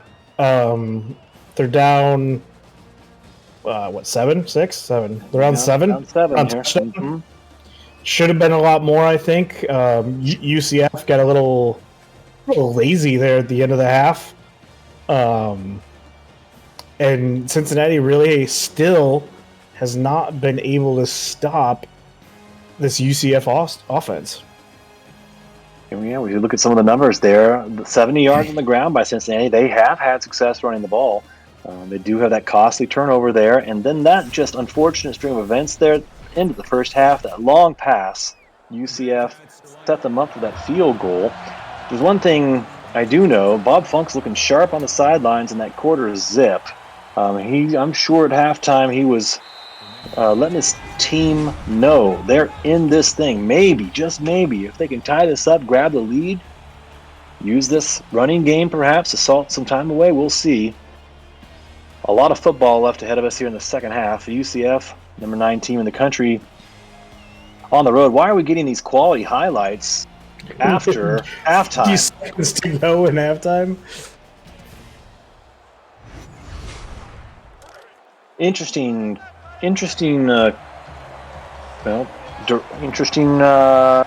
direction there. The truck took us on, Wink. That's not quite how I would produce a TV broadcast, but it happened. And we're back here. So Cincinnati now let's play defense. Down 7. UCF's been powerful, moving the ball with relative ease. What does Cincinnati have to do on defense to get a stop? I'm trying to find, and I can't. What is the name of the Cincinnati Bearcat?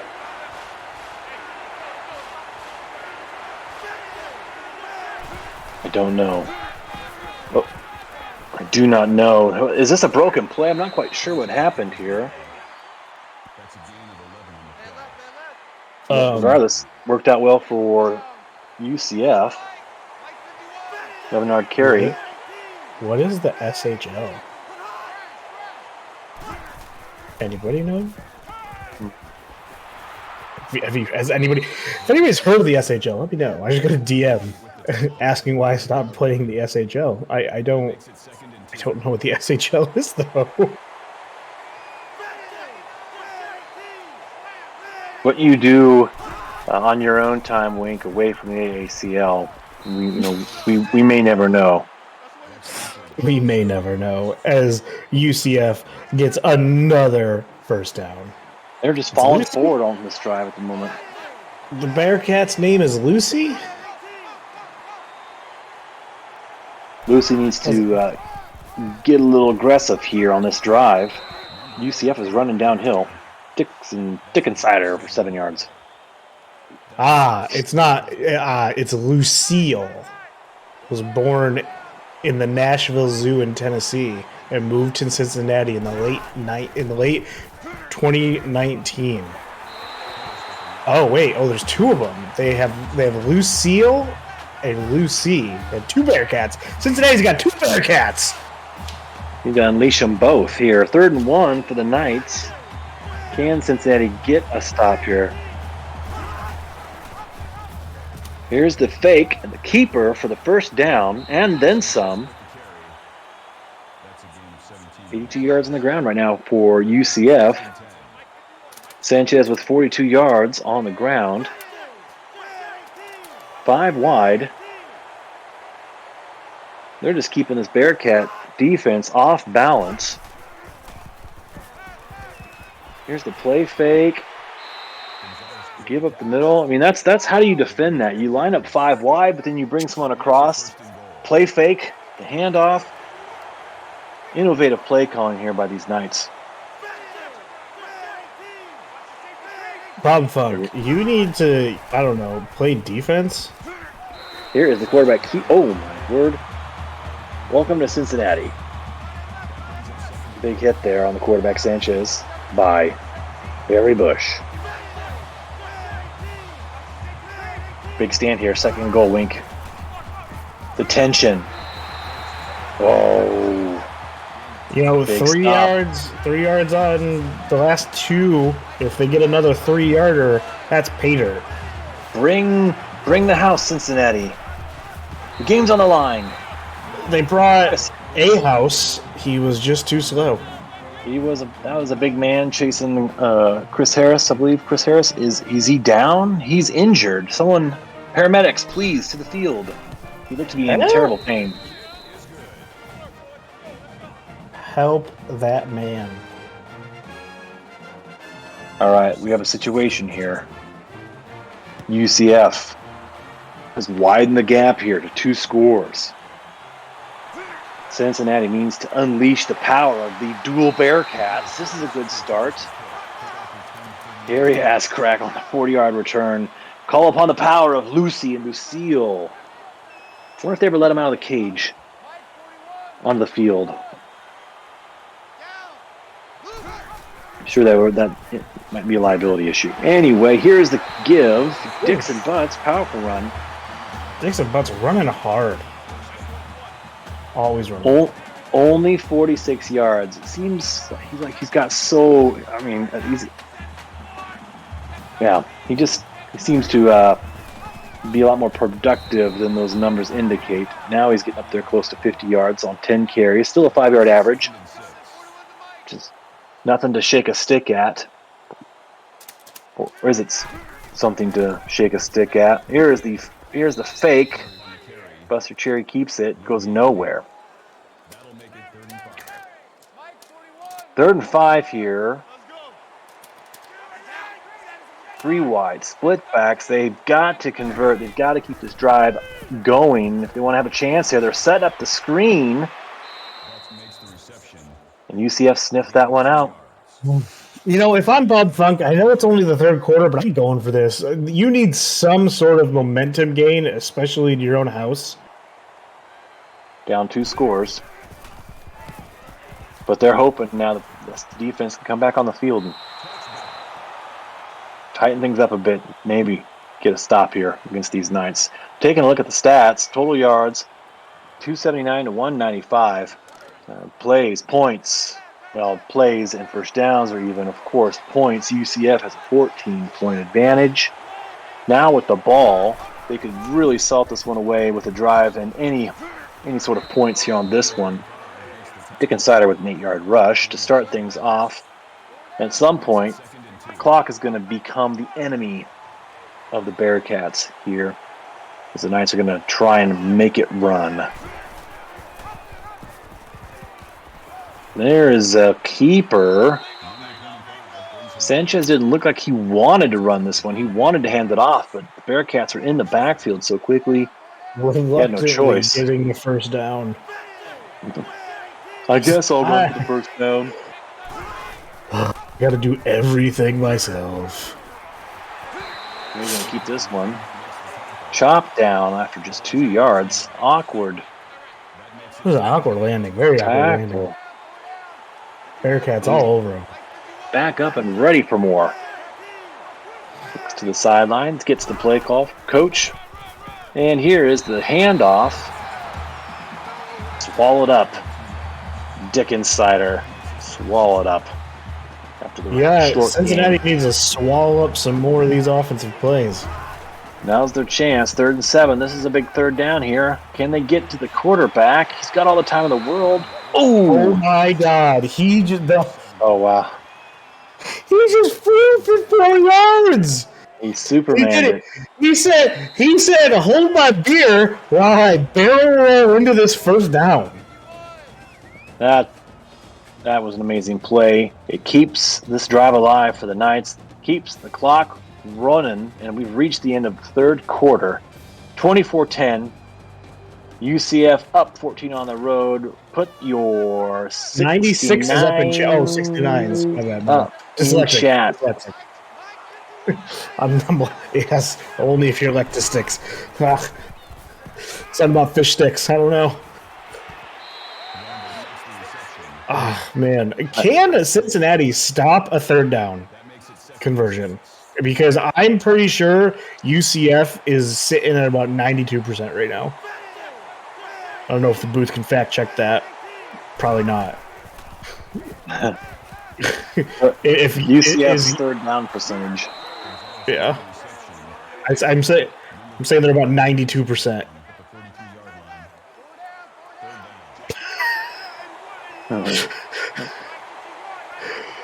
Here we go. 3rd and 1. 4 receivers on the line for UCF. They're going to run the option here, and Cincinnati takes them down. Wow. There you go. Asking you shall receive. There's some life left. Sam Andrews says, he's down. Sanchez is down. His spleen is on the ground. He is. Dick Insider with a bruised knee. Is that the second Bearcat with a bruised knee? No, Buster Cherry had the first bruised knee. All right, let's set the stage, ladies and gentlemen. Cincinnati on their longest winning streak of all time are down 2 scores to UCF. Can they make magic happen? Oof! 2nd and 9. Fade to black. Oh no. That was so dramatic, Wink. Oh, Cincinnati just can't catch a break. Who was it who was injured? Because Buster Cherry is still in the game, throwing his patented screen pass. To Goolsby. Did they lose Dixon Butts? Was that who was injured on the play? Clock is running. 3rd and 9. They're waiting for the wide receiver to get back. The seconds are fleeting. They're dropping back. Got to get the first down here. And they do. Out to the short side of the field here. Tommy Jackson with the reception. They got to go quick, though. This clock is going to keep rolling. They're at 3 minutes, down 2 scores. Got to be aggressive here and go down the field, Wink. You definitely got to do something. You got to get back in this game with a quick strike. The clock is running out for Cincinnati once again. Have they gone deep at all tonight, these Bearcats? They've gone deep twice, but remember the first one was underthrown by about 5 yards, and the second one was under triple coverage. Oh yeah. Again, great memory, Wink. This is why Dave Axis pays you the big bucks. And here we go. 3 out in the pattern, but he's forced to throw it underneath. 4th and inches. Another injury. Jackson. I'm sorry, Miss Jackson. This mild concussion is for real. Andy John about tuned up here. Here's the give. Good run up the middle. At this point, Brian Goolsby's the main offense now. Everyone else is dead. Still, you got to take a shot downfield. Dead or not, next man up. Send in the mascots. Lucy and Lucille. Here we go. Brandon Allen interception. Allen. Clock stop. They get set. Making something happen here. It still leads me back to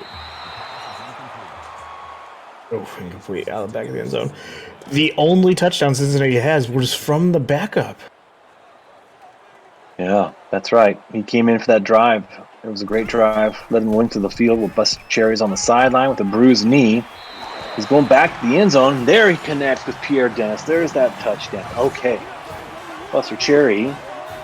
Don't warm up the bus just yet. We still have a minute 52 and 3 timeouts. Absolutely.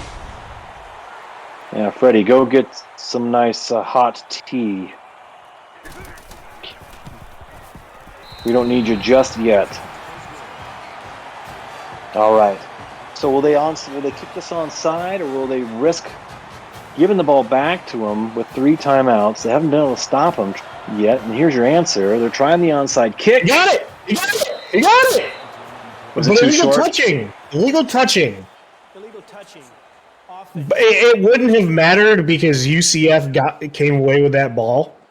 They ended up coming up with the ball. The Bearcat kind of kicked it too early, though. That is the second game in a row where an onside kick came down to illegal touching, though. It's a good thing we're not in a school zone. All right. Natty's going to use some timeouts now. 2nd and 5. 1 first down. Got to sell out to stop the run here if you're Cincinnati. Just like this. Just like that. Just like that. I mean, Dick and Sider ran about 5 yards backwards to run for the first down. Here's the give.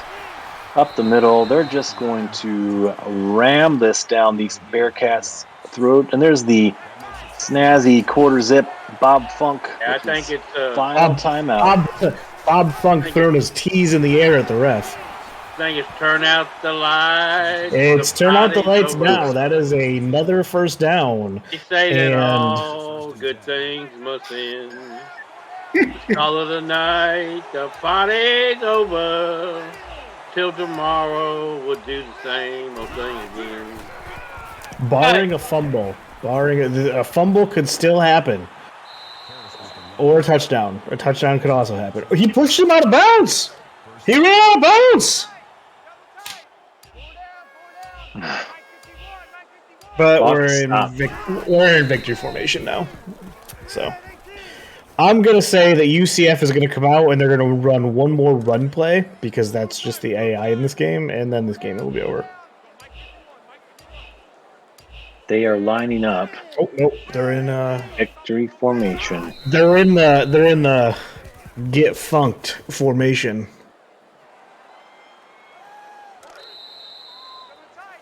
UCF on the road. The number 9 team in the AACL wins this one 24-17 against the Cincinnati Bearcats. Wink from the gun here. Oh, go for it.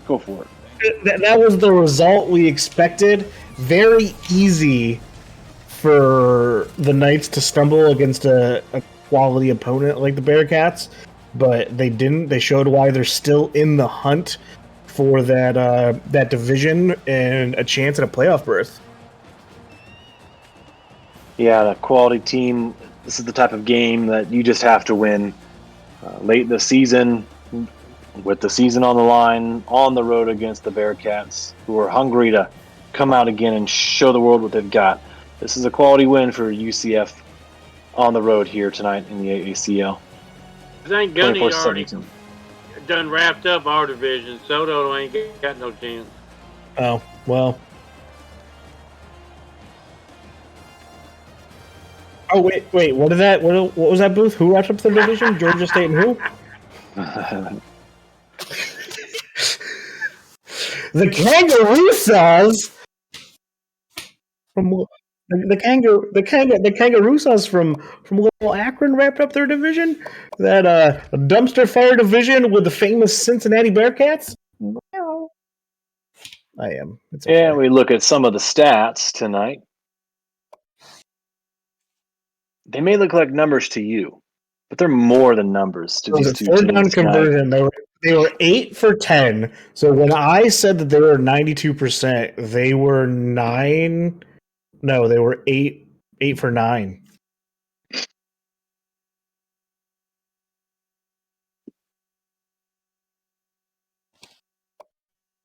Yeah. 88.88%. So I was off. It's off by 4%, damn it.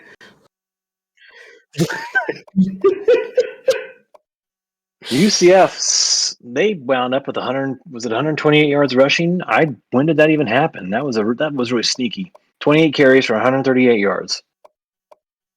And so the other day when they were running out the clock, Sanchez just did Sanchez things, and he got dirty all over Cincinnati.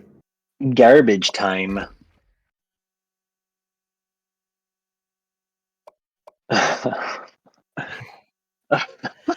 Look at that quarterback rating right there.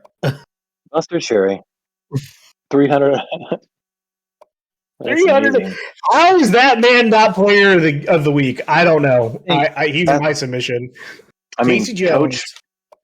Coach Funk's got a real decision now to make going into next week. 349 passer rating. Casey Jones. I mean, what's Funk got to lose?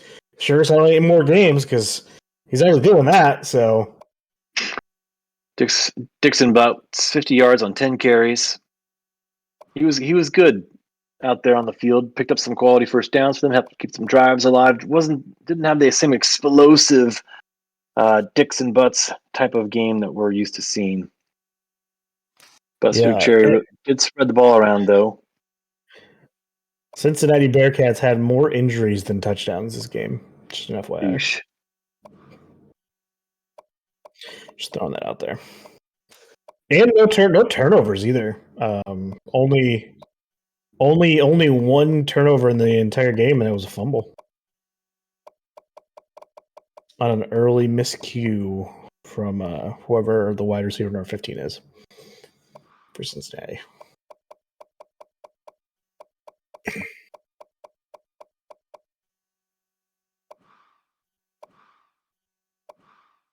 Cincinnati plays with heart. Or is it? They do. Sanchez can't even come close to Allen's quarterback rating. He did outplay Cherry significantly, and he completed 73% of his passes, 200 yards in the air with 2 touchdowns, and I'm pretty sure he was either around 80 or 100 yards rushing too. A dual threat. Oh, well, he was only at 50. I suck. With a long of 16. A good game from the. He was their leading rusher though. The backup, 5 carries, 28 yards. Wang Fat had a big 39-yard reception. I remember that one.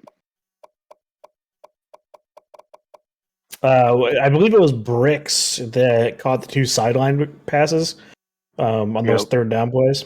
Yeah, those are big ones. Tough to defend. Good throws.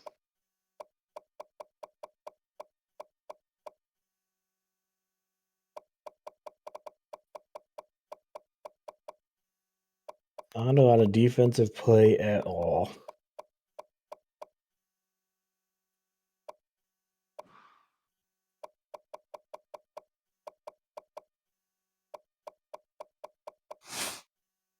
Lazarus Peacock. Chickasaw, Oklahoma.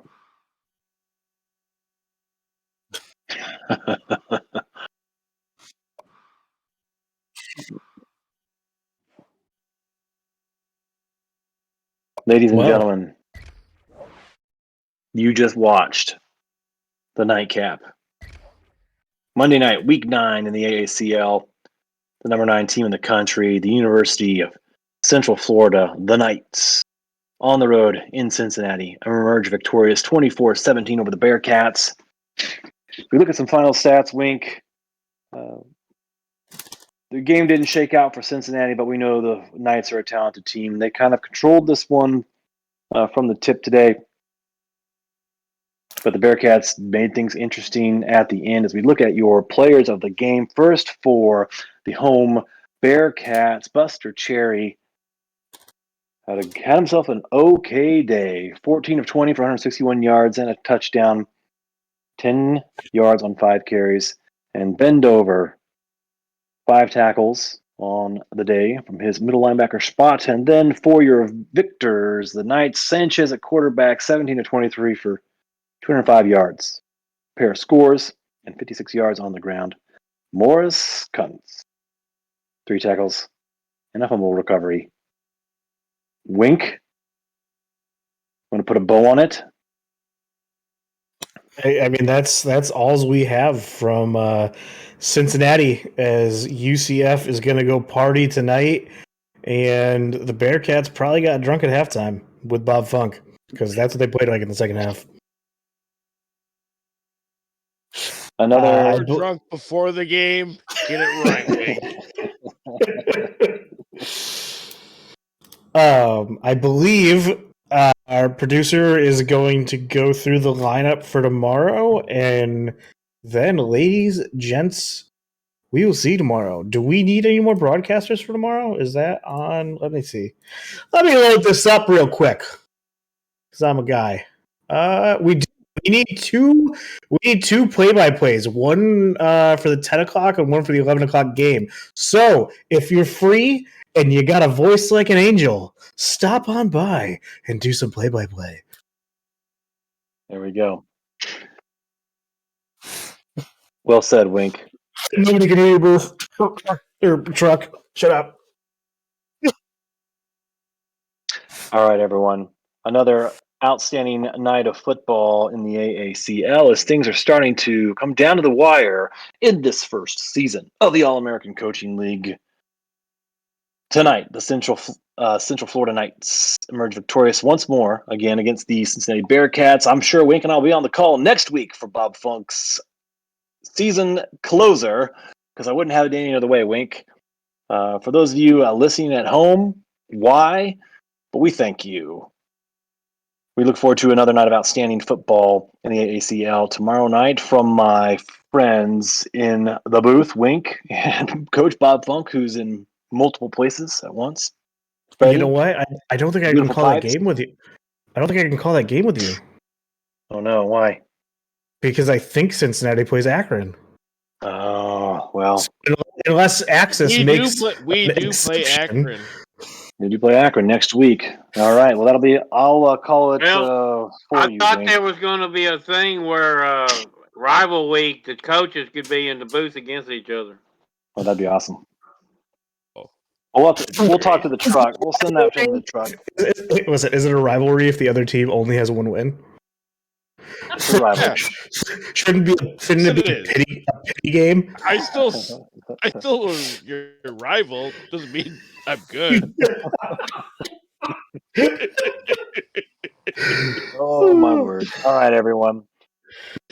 Here's your peek back at your slate of games. That's all from Cincinnati tonight from my esteemed colleague Wink, Bob, Freddie. We're going to hand this one back to our father, Dave Axis. Then you better start calling me Daddy. What's up, everybody? What's up, AACL? Thanks for hanging out with us tonight. We're coming up on midnight on the East Coast, so let me just do a quick recap, and then we will sign off. I'll talk about the games coming up tomorrow as well. Tonight, number 5 Kansas drops their second game in a row to Air Force. Air Force upsetting 2 top 5 teams back-to-back weeks. Air Force takes the game 13-10. In the second game tonight, Syracuse traveled to Memphis and comes up short 24-21. And then in the third game, San Diego State takes care of Iowa State 21-17. And in the game you just saw, 9th-ranked Central Florida, stopping Cincinnati's win streak of 1, and that score was 24-17. Let me tell you what's on tap for tomorrow night. At the 8 o'clock hour, the very first game out the box, the second-ranked Wyoming Cowboys have to travel to Houston. I don't have Houston's ranking on me right now, but I know they're top 10. I think they're 5 or 6. That might potentially be your game of the week. Then we've got SMU at Washington State. Both of those first 2 games tomorrow night are pick'em games. Old Dominion at Western Michigan, and then Minnesota at UNLV. So another great slate. Here's the thing. Wyoming is only a game up on UNLV. If Wyoming loses to Houston and UNLV beats Minnesota, then UNLV and Wyoming are tied, and UNLV holds the tiebreaker at least for another week. So it's Houston's 6. Houston's ranked 6. There you go. So it's going to be a very tight night tomorrow night. I will be completely fucking stressed out probably. So hopefully I don't have to call very many games. That being said, folks, thank you for tuning in to night 1 of week 9 in the All-American Coaching League, brought to you by Access Sports. And like I like to do, for those of you who like to hang out with us till the wee hours of the night, let me throw out one more last shout-outs to the chat. Art Vandalay still hanging with us, Biff Markham, Bob Funk, Chris Lee, Commander Root, Crazy Canuck, Dave Axis, David Leathers, Droop Dog, Arabs, General Cornwall, Winkler, Cactus06, Benji, and Sarah Lena. Thank you all for tuning in. Thanks for hanging out. Thanks for staying with us till just about midnight on the East Coast. Remember, tomorrow night, first game kicks off at 8 p.m. Eastern, Wyoming at Houston, and that will be the beginning of our 4-game slate tomorrow night. Thanks again for joining us. We'll see you tomorrow night. Good night now.